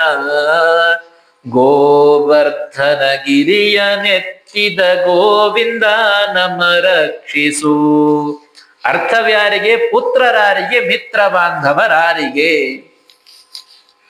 ಯಮದೂತರು ಬಂದು ಎದುರಿಗೆ ನಿಂತು ಎಳ್ಕೊಂಡು ಹೋಗ್ಬೇಕಾದ್ರೆ, ನನ್ನ ಮಗ ಬೇಕಾದಷ್ಟು ಹಣ ಸಂಪಾದನೆ ಮಾಡಿಟ್ಟಾನನ್ರಿ, ಇಂಡಿಯಾ ಇಲ್ಲ ಅಂತಂದ್ರೆ ಅಮೆರಿಕ, ಆಸ್ಟ್ರೇಲಿಯಾ, ನ್ಯೂಜಿಲೆಂಡ್, ಸ್ವಿಟ್ಜರ್ಲೆಂಡ್ 108 ದೇಶಕ್ಕೆ ಕರ್ಕೊಂಡು ಹೋಗಿ ನನ್ನನ್ನು ರಕ್ಷಣೆ ಮಾಡ್ತಾನಂತಂದ್ರೆ ಸಾಧ್ಯ ಇಲ್ಲ. ಕರ್ತೃ ಯಮನು ವರೆಳೆದು ಇವಾಗ ಅರ್ಥಪುತ್ರರು ಕಾಯ್ವರೆ. ಆಯುಷ್ಯನೇ ಮುಗಿದು ಪರಮಾತ್ಮ ಇನ್ನು ಸಾಕು ನೀನು ಬದುಕಿದ್ದು ಮೇಲೆ ನಡಿಯಂತ ಸಂಕಲ್ಪ ಮಾಡಿದಾಗ ಯಮದೂತರು ಬಿಡ್ತಾರ? ಸಾಧ್ಯನೇ ಇಲ್ಲ. ನಡಿತಮ್ಮ ಅಂತ ಹೇಳಿ ಹೊಡೆದು ಕರ್ಕೊಂಡು ಹೋಗ್ತಾರೆ. ಅಂತಹ ಸಂದರ್ಭದಲ್ಲಿ ಅರ್ಥಪುತ್ರರು ಕಾಯ್ಬರೆ. ಆದ್ರಿಂದಾಗಿ ಮುಂಚೆ ಮಾಡಿರಿ ಧರ್ಮವ. ನಿಮ್ಮ ಮಕ್ಕಳು ನಿಮ್ಮನ್ನ ಸದ್ಗತಿ ಕಾಣಿಸ್ತಾರೋ ಬಿಡ್ತಾರೋ, ಶ್ರಾದ್ದಾದಿ ಕರ್ಮಗಳನ್ನ ಮಾಡ್ತಾರೋ ಬಿಡ್ತಾರೋ, ಸಾಧನ ಶರೀರವಿದು ನೀ ದಯದಿ ಕೊಟ್ಟದ್ದು ಸಾಧಾರಣವಲ್ಲವೋ ಸಾಧು ಪ್ರಿಯನೇ. ಇದು ಭೋಕ್ತಾ ಶರೀರ ಅಲ್ಲ, ಇದು ಸಾಧನ ಶರೀರ. ಈ ಶರೀರದಲ್ಲಿ ವಿಶೇಷವಾಗಿ ಸಾಧನವನ್ನ ಮಾಡಿಕೊಳ್ಳ್ರಿ. ಆ ಸಾಧನೆಯಿಂದ ನಿಮಗೆ ಉತ್ತಮವಾಗಿರ್ತಕ್ಕಂತಹ ಗತಿ ಪ್ರಾಪ್ತವಾಗ್ತದೆ. ಜನ್ಮಾಂತರದಲ್ಲಿ ಏನಾದರೂ ಮತ್ತೆ ಮನುಷ್ಯ ಜನ್ಮ, ಅದರಲ್ಲಿ ಬ್ರಾಹ್ಮಣ ಜನ್ಮ, ಅದರಲ್ಲಿ ವೈಷ್ಣವ ಜನ್ಮ, ಅದರಲ್ಲಿ ಆಚಾರ್ಯರ ಸಿದ್ಧಾಂತ ಪ್ರಾಪ್ತಿಯಾಗಬೇಕು ಅಂತನ್ನೋ ಅಪೇಕ್ಷೆ ನಮಗಿತ್ತು ಅಂತಂದ್ರೆ, ನಮ್ಮ ಸಂಬಂಧಿಕರು ನಮಗೆ ಏನು ಮಾಡ್ತಾರೋ ಬಿಡ್ತಾರೋ, ಮಕ್ಕಳಾಗ್ತಾರೋ ಬಿಡ್ತಾರೋ, ಅವರಿಂದ ನಮ್ಮ ಸದ್ಗತಿ ಆಗ್ತದೋ ಬಿಡ್ತದೋ ಅನ್ನೋ ಚಿಂತೆಯನ್ನ ಬಿಟ್ಟು ಮೊದಲಿಗೆ ಧರ್ಮವನ್ನ ಮಾಡ್ರಿ ಅಂತ ಶ್ರೀಮದಾನಂದ ತೀರ್ಥ ಭಗವತ್ಪಾದಾಚಾರ್ಯರು ಹೇಳ್ತಾ ಇದ್ದಾರೆ. ಇಲ್ಲಿ ಹೇಳ್ತಾರೆ ಅವರು, ಕರ್ಣಾಭ್ಯಾಂ ನಶ್ರುತ ಶಬ್ದ ಪುತ್ರೇಣ ರದತಾಕೃತ ದ್ವಿಜೇಂದ್ರ ಪಿತೃಬಂಧೂನ ದುರ್ಗತಿಷ್ಠ ಭವೇತ್ತತಃ ಅಪುತ್ರಸ್ಯ ಗತಿರ್ನಾಸ್ತಿ ಇತಿ ವೇದ ವಿದೋ ವಿದುಹು ಪುತ್ರೇಣ ರುಕ್ಮ ಪಾತ್ರೇತು ನಭುಕ್ತಂ ಹಿಮಯಾ ಸಹ. ಆದ್ರಿಂದಾಗಿ ನನಗೆ ಮಕ್ಕಳಾಗಿಲ್ಲ, ಬಂಗಾರದ ತಟ್ಟೆಗಳಿವೆ, ಆ ತಟ್ಟೆಯಲ್ಲಿ ನನ್ನ ಮಕ್ಕಳಿಗೆ ಊಟ ಮಾಡಿಸುವಂತಹ ಭಾಗ್ಯ ಇಲ್ಲ. ಆ ಮಕ್ಕಳನ್ನ ತೊಡೆ ಮೇಲೆ ಕೂಡಿಸಿಕೊಂಡು ಆಡಿಸ್ಬೇಕು ಅಂತೀನಿ, ಅದು ಆಗ್ತಾ ಇಲ್ಲ. ಪುತ್ರಹೀನಂ ಕುಲಂಚಾಪಿ ಹನೀರಂ ಕೂಪಗಹ್ವರಂ ಭ್ರಾತೃಹೀನಾಂ ಯಥಾಲೋಕೆ ನಿಂದಂತಿ ಜನ ಸಂಸದೆ. ಜನರು 4-10 ರೀತಿಯಾಗಿ ಜಗತ್ತಿನಲ್ಲಿ ಮಾತಾಡ್ತಾರೆ. ಆದ್ರಿಂದಾಗಿ ಏನು ಮಾಡಬೇಕು ಅಂತ ನನಗೆ ತಿಳಿತಾ ಇಲ್ಲ. ಮಕ್ಕಳು ಅಳ್ತಾ ಇರಬೇಕಾದ್ರೆ ನನ್ನ ಹೆಂಡತಿಗೆ ಬೈದು, ಆ ಕೂಸಿಗೆ ಏನ್ ಬೇಕಾಗಿದೆ ಅದನ್ನ ಕೊಡ್ಲಿಕ್ಕಾಗಲ್ಲ ಏನ್ ನಿನಗ ಅಂತ ನನ್ನ ಹೆಂಡತಿಗೆ ಬೈಲಿಕ್ಕಾಗಿಲ್ಲ. ಪಯಸ್ಸಂಪಾಸಯತ್ಯಾಶೋ ನೋಚೇತ್ವಾಂ ತಾಡಯಾಮ್ಯಹಂ ಘಟಂ ಚ ಪ್ರತಿಮಾಂ ಚ ದೇಹಿ ಪುತ್ರಸ್ಯ ಫಲಕಂದುಕೆ. ನನ್ನ ಮಕ್ಕಳಿಗೆ ಹಾಲನ್ನ ಕೊಡುವಂತ ನನ್ನ ಹೆಂಡತಿಗೆ ನಾನು ಗದರಿಸಲಿಲ್ಲ. ಅವಳಿಗೆ ಆ ಮಕ್ಕಳಿಗೆ ಆಟಿಕೆ ಸಾಮಾನುಗಳನ್ನ ತಂದು ಕೊಡಬೇಕು ಅಂತಂದ್ರೆ ಆಗ್ತಾ ಇಲ್ಲ. ಇಷ್ಟೆಲ್ಲ ಸಾವಿರಾರು ಆನೆಗಳು ನನ್ನ ರಾಜ್ಯದಲ್ಲಿದೆ, ಒಂದು ಆನೆಯ ಮೇಲೆ ಕೂಡಿಸಿ ಅವನಿಗೆ ಗ್ರಾಮ ಪ್ರದಕ್ಷಿಣೆಯನ್ನು ಮಾಡಿಸ್ಬೇಕು ಅನ್ಕೊಂಡಿದ್ದೆ, ಅದು ಆಗ್ತಾ ಇಲ್ಲ. ಜಾತಕರ್ಮ ಸಂಸ್ಕಾರ ಮೊದಲಾಗಿರ್ತಕ್ಕಂತಹ ಜಾತಕರ್ಮ, ನಾಮಕರಣ, ಅನ್ನಪ್ರಾಶನ, ಚೌಲ, ಉಪನಯನ ಇಂತಹ ಸಂಸ್ಕಾರಗಳನ್ನು ಮಾಡಬೇಕು ಅನ್ಕೊಂಡಿದ್ದೆ, ಅದು ಆಗ್ತಾ ಇಲ್ಲ. ಬಂಗಾರದ ಕಿರೀಟವನ್ನ ಮಾಡಿಸಿ ಹಾಕ್ಬೇಕು ಅನ್ಕೊಂಡಿದ್ದೆ, ಅದು ಆಗ್ತಾ ಇಲ್ಲ. ಅಂಕಮಾರೋಪ್ಯ ತನಯಂ ನಮಯ ಲಾಲಿತ ಸುತಃ ನೋಪನೀತೋ ಪ್ರೀತ್ಯವ ಸ್ತೋಮೆ ಪಂಚವರ್ಷಿಕ. ಆ ಮಗು 5 ವರ್ಷ ಆದ ಮೇಲೆ ಅದಕ್ಕೆ ಉಪನಯನವನ್ನ ಮಾಡಬೇಕು ಅನ್ಕೊಂಡಿದ್ದೆ, ಆ ಯಾವ ಆಸೆಯೂ ಕೂಡ ನಮ್ಮಿಂದ ನೆರವೇರ್ತಾ ಇಲ್ಲ. ಆದ್ರಿಂದಾಗಿ ಅದಕ್ಕೇನಾದ್ರೂ ಉಪಾಯಗಳು ಇದ್ದರೆ ಅದನ್ನ ದಯಮಾಡಿ ಹೇಳಿ ಎಂಬುದಾಗಿ ಆಕಾಶ ಮಹಾರಾಜ ಬೃಹಸ್ಪತ್ಯಾಚಾರ್ಯಗೆ ಕೇಳಿದಾಗ ಆಕಾಶ ಮಹಾರಾಜ ಹೇಳ್ತಾನೆ, ವರದಾಚ್ಯುತ ಗೋವಿಂದ ವರದಾಚ್ಯುತ ರಂಗೇಶ ಜಗನ್ನಾಥ ಜಗದ್ಗುರು ಸುಬ್ರಹ್ಮಣ್ಯ ಸುರಾಧೀಶ ಕೃಪಾಂ ಕುರು ದಯಾನಿಧೆ ವೆಂಕಟೇಶ ರಮಾಕಾಂತ ವರಾಹ ವದನಾಚ್ಯುತ ನಾರಾಯಣ ನಾಗಾಧೀಶ ರಾಮಕೃಷ್ಣ ನಮೋಸ್ತುತೆ. ಆ ಕ್ಷೇತ್ರ ಸ್ವಾಮಿಯ ಇರತಕ್ಕಂತಹ ವರಾಹ ದೇವರಲ್ಲಿ ಪ್ರಾರ್ಥನೆಯನ್ನು ಮಾಡ್ತಾ ಇದ್ದಾನೆ. ಆಗ ಬೃಹಸ್ಪತ್ಯಾಚಾರ್ಯ ಹೇಳ್ತಾರಂತೆ, ಗುರುರ್ವಾಚ ಯಜ್ಞಂ ಕುರು ನೃಪಶ್ರೇಷ್ಠ ಪುತ್ರಸ್ತೇನ ಭವಿಷ್ಯತಿ ಗುರೋರ್ವಾಕ್ಯಂ ಸಮಾಕರ್ಣ್ಯ ಯಜ್ಞಾರ್ಥಂ ಶೋಧ ಯದ್ಧರಾಂ. ಬೃಹಸ್ಪತ್ಯಾಚಾರ್ಯ ಹೇಳಿದ್ರು, ಪುತ್ರ ಕಾಮೇಷ್ಟ ಯಾಗವನ್ನು ಮಾಡು, ಮಕ್ಕಳಾಗ್ತದೆ. ಯಜ್ಞವನ್ನ ಮಾಡಿದ್ರೆ ಮಕ್ಕಳಾಗ್ತದೆ ಅಂತ ಹೇಳಿದ್ರೆ ಕೆಲವರೆಲ್ಲ ಪ್ರಶ್ನೆ ಮಾಡೋದು ಉಂಟು, ಶ್ರಾದ್ದವನ್ನ ಮಾಡಿದ್ರೆ ಪಿತೃಗಳಿಗೆಲ್ಲ ಹೇಗ ಅವ್ರಿಗೆ ಸಿಗ್ತದೆ, ಇಲ್ಲಿ ಹಾಕುವ ಅನ್ನ ಅವರಿಗೆಲ್ಲ ಹೇಗ್ ಮುಡ್ತದೆ ಅಂತಂದು ಹೇಳಿ. ಆದ್ರೆ ಯಜ್ಞವನ್ನ ಮಾಡೋದ್ರಿಂದಾಗಿ ಮಕ್ಕಳಾಗ್ತದೆ ಅಂತನ್ನೋದಕ್ಕೆ ಏನು ಅರ್ಥ ಅಂತಂದ್ರೆ, ಯಜ್ಞವನ್ನ ಮಾಡೋದ್ರಿಂದಾಗಿ ಮಕ್ಕಳಾಗೋದಕ್ಕೆ ಏನಾದ್ರೂ ಜನ್ಮಾಂತರದ ಪಾಪಗಳು ತೊಡಕಾಗಿದ್ದರೆ ಆ ಪಾಪಗಳ ನಿವಾರಣೆಯಾಗಿ ಅದರಿಂದ ಮಕ್ಕಳಾಗ್ತವೆ ಅಂತ ಅರ್ಥ. ಯಜ್ಞವನ್ನ ಮಾಡಿದ ತಕ್ಷಣ ಮಕ್ಕಳಾಗ್ತವೆ ಅಂತ ಅರ್ಥ ಅಲ್ಲ. ಯಜ್ಞವನ್ನ ಮಾಡೋದ್ರಿಂದಾಗಿ ಪುಣ್ಯ ಪ್ರಾಪ್ತಿಯಾಗ್ತದೆ. ಆ ಪುಣ್ಯದಿಂದ ಏನು ಆ ಸಂತಾನ ಆಗೋದಕ್ಕೆ ತೊಡಕುಗಳಿವೆಯೋ ಆ ತೊಡಕುಗಳು ನಿವಾರಣೆಯಾಗುತ್ತೆ ಅಂತೆಂಬುದಾಗಿ ಅರ್ಥ. ಯಜ್ಞಂ ಕುರು ನೃಪಶ್ರೇಷ್ಠ ಪುತ್ರಸ್ತೇನ ಭವಿಷ್ಯತಿ ಗುರೋರ್ವಾಕ್ಯಂ ಸಮಾಕರ್ಣ್ಯ ಯಜ್ಞಾರ್ಥಂ ಶೋಧಯದ್ಧರ. ಸರಿ ಅಂತ ಆಕಾಶ ರಾಜ ಅವರಿಗೆ ನಮಸ್ಕಾರವನ್ನು ಮಾಡಿ, ಸರಿ ಸ್ವಾಮಿ ನೀವು ಹೇಳಿರಲ್ಲ ಯಜ್ಞವನ್ನ ಮಾಡ್ತೇನೆ ಅಂತ ಎಂಬುದಾಗಿ ಹೇಳಿ ಯಜ್ಞಕ್ಕೆ ಭೂಮಿಯನ್ನ ಹುಡುಕ್ತಾ ಇದ್ದಾನೆ. ಭೂಮಿ ಶುದ್ಧವಾಗಿರಬೇಕು, ಯಜ್ಞವನ್ನ ಮಾಡಬೇಕಾದ್ರೆ ಭೂಸ್ಪರ್ಶ ಇರಬೇಕು ಅಂತ ಹೇಳ್ತಾರೆ. ಇವಾಗೆಲ್ಲ ಅನಾನುಕೂಲ ಇರೋದ್ರಿಂದಾಗಿ ಬಿಡೋದಕ್ಕಿಂತ ಮಾಡೋದು ಉತ್ತಮ ಅಂತ ಹೇಳಿ ಅವರವರ ಸ್ಥಳಕ್ಕೆ ಅನುಕೂಲಕ್ಕೆ ತಕ್ಕಂತೆ ಯಜ್ಞವನ್ನ ಮಾಡ್ತಾರೆ. ಅದು ಒಂದು ಒಳ್ಳೆ ಕೆಲಸ. ಈ ರೀತಿಯಾಗಿ ಭೂಮಿಯನ್ನ ಹುಡುಕ್ತಾ ಇದ್ದಾನೆ. ಭೂಮಿಯನ್ನ ಅಗೆದು ಒಂದಷ್ಟು ಅಡಿಗಳವರೆಗೆ ಆ ಭೂಮಿಯನ್ನ ಅಗಿಬೇಕಂತೆ. ಅಗದು ಆ ಭೂಮಿಯೊಳಗೆ ಏನಾದ್ರೂ ಎಲಬು ಅಥವಾ ಅಮಂಗಲಕವಾಗಿರ್ತಕ್ಕಂತಹ ಪದಾರ್ಥಗಳಿದ್ರೆ ಅದನ್ನೆಲ್ಲ ತೆಗೆದು ಅಲ್ಲಿ ಪುಣ್ಯಾಹ ಜಲವನ್ನ ಪ್ರೋಕ್ಷಣೆ ಮಾಡಿ ಗೋಮಯದಿಂದ ಅದನ್ನೆಲ್ಲ ಸಾರಿಸಿ ಶುದ್ಧ ಮಾಡಿ ಅಲ್ಲಿ ಯಜ್ಞ ಕುಂಡವನ್ನ ಹಾಕಿ ಅಲ್ಲಿ ಯಾಗವನ್ನ ಮಾಡಬೇಕು ಅಂತ ಹೇಳ್ತಾರೆ. ಅಂತಹ ಉತ್ತಮವಾಗಿರ್ತಕ್ಕಂತಹ ಭೂಮಿಯನ್ನ ಹುಡುಕ್ತಾ ಇದ್ದಾನೆ. ಹುಡುಕಿ ಭೂಮಿ ಪೂಜೆಯನ್ನ ಮಾಡದ. ಭೂಮಿರ್ಧೇನೋ ಧರಣಿ ಲೋಕಧಾರಿಣಿ ಉದ್ರತಾ ಶಿವರಾಹೇಣ ಕೃಷ್ಣೇನ ಶತಬಾಹುನಾ. ಮೃತಿಕಾ ಸೂಕ್ತದಲ್ಲಿ ಬರತಕ್ಕಂತಹ ಮಾತು. ವರಾಹದೇವರಿಂದ ಭೂಮಿಯಲ್ಲಿ ಅಗಿಯೋದಕ್ಕಿಂತ ಮುಂಚೆ ಆ ಭೂಮಿಯಲ್ಲಿ ಪೂಜೆಯನ್ನ ಮಾಡಿ ಪ್ರಾರ್ಥನೆಯನ್ನ ಮಾಡಬೇಕಂತೆ. ಉದ್ರತಾಸಿ ವರಾಹೇಣ ಕೃಷ್ಣೇನ ಶತಬಾಹುನ, ವರಾಹದೇವರಿಂದ ಉದ್ರತರಾಗಿರ್ತಕ್ಕಂತಹ ಭೂಮಿ ಯಜ್ಞ ಮಾಡುವುದಕ್ಕಾಗಿ ನಿನ್ನನ್ನು ನಾನು ಅಗಿತಾ ಇದ್ದೇನೆ. ಇಂತಹ ಕರ್ಮದಿಂದ ನಿನಗೆ ಏನಾದರೂ ನೋವಾದ್ರೆ ಆ ನೋವನ್ನೆಲ್ಲ ಕೂಡ ಕ್ಷಮೆ ಮಾಡಿ ಅದನ್ನ ನನಗೆ ಅನುಗ್ರಹ ಮಾಡು ಎಂಬುದಾಗಿ ಭೂಮಿಯಲ್ಲಿ ಪ್ರಾರ್ಥನೆಯನ್ನು ಮಾಡಿಕೊಂಡು ಭೂಮಿಯನ್ನ ಅಗಿಬೇಕು ಅಂತ ಹೇಳ್ತಾರೆ. ಸ್ವರ್ಣಲಾಂಗಲ ಸಂಘೈಶ್ಚ ದ್ವಿಜಮಂತ್ರ ಗಣೈಸ್ಥದ ಶೋಧ್ಯಮಾನೇ ಧರಾ ಪೃಷ್ಠೆ ತತ್ರ ಪದ್ಮಂ ದದರ್ಶಸಃ. ಈ ರೀತಿಯಾಗಿ ಭೂಮಿಯನ್ನ ಪೂಜೆ ಮಾಡಿ ಅಲ್ಲಿ ಅಗಿತಾ ಇರಬೇಕಾದ್ರೆ ಆ ಭೂಮಿಯಲ್ಲಿ ಕಮಲದ ಹೂ ಸಿಕ್ಕಿದಂತೆ 1000 ದಳದ ಕಮಲ ಹೂವು. ಸಹಸ್ರಪತ್ರಂ ರಾಜೇಂದ್ರ ಕಿಮಿದಂ ವಿಸ್ಮಯಾಕುಲಃ, 1000 ದಳದ ಹೂ ಆ ಆಕಾಶ ರಾಜನ ಕಣ್ಣಿಗೆ ಬಿದ್ದಿದೆ. ವಿಸ್ತೀರ್ಣ ಪತ್ರೇಶು ರಮಾಕೃತಿಂ ಶುಭಾಂ ದೃಷ್ಟ್ವಾಚ ಸಂತೋಷ ಮನಾಬಭೂವ ದೈವೇನ ದತ್ತ ಭಗವತ್ ಪ್ರಚೋದಿತಾಂ ಕನ್ಯಾಂ ಕುಮಾರೀಂ ಕುಸುಮಾಭನೇತ್ರಾಂ. ಇವತ್ತು ಶುಕ್ರವಾರ ಲಕ್ಷ್ಮೀದೇವಿ ಬಂದು ಆ 1000 ದಳದ ಕಮಲ ಹೂವಿನಲ್ಲಿ ಒಂದು ಹೆಣ್ಣು ಮಗು ಸಿಕ್ಕಿದಂತೆ.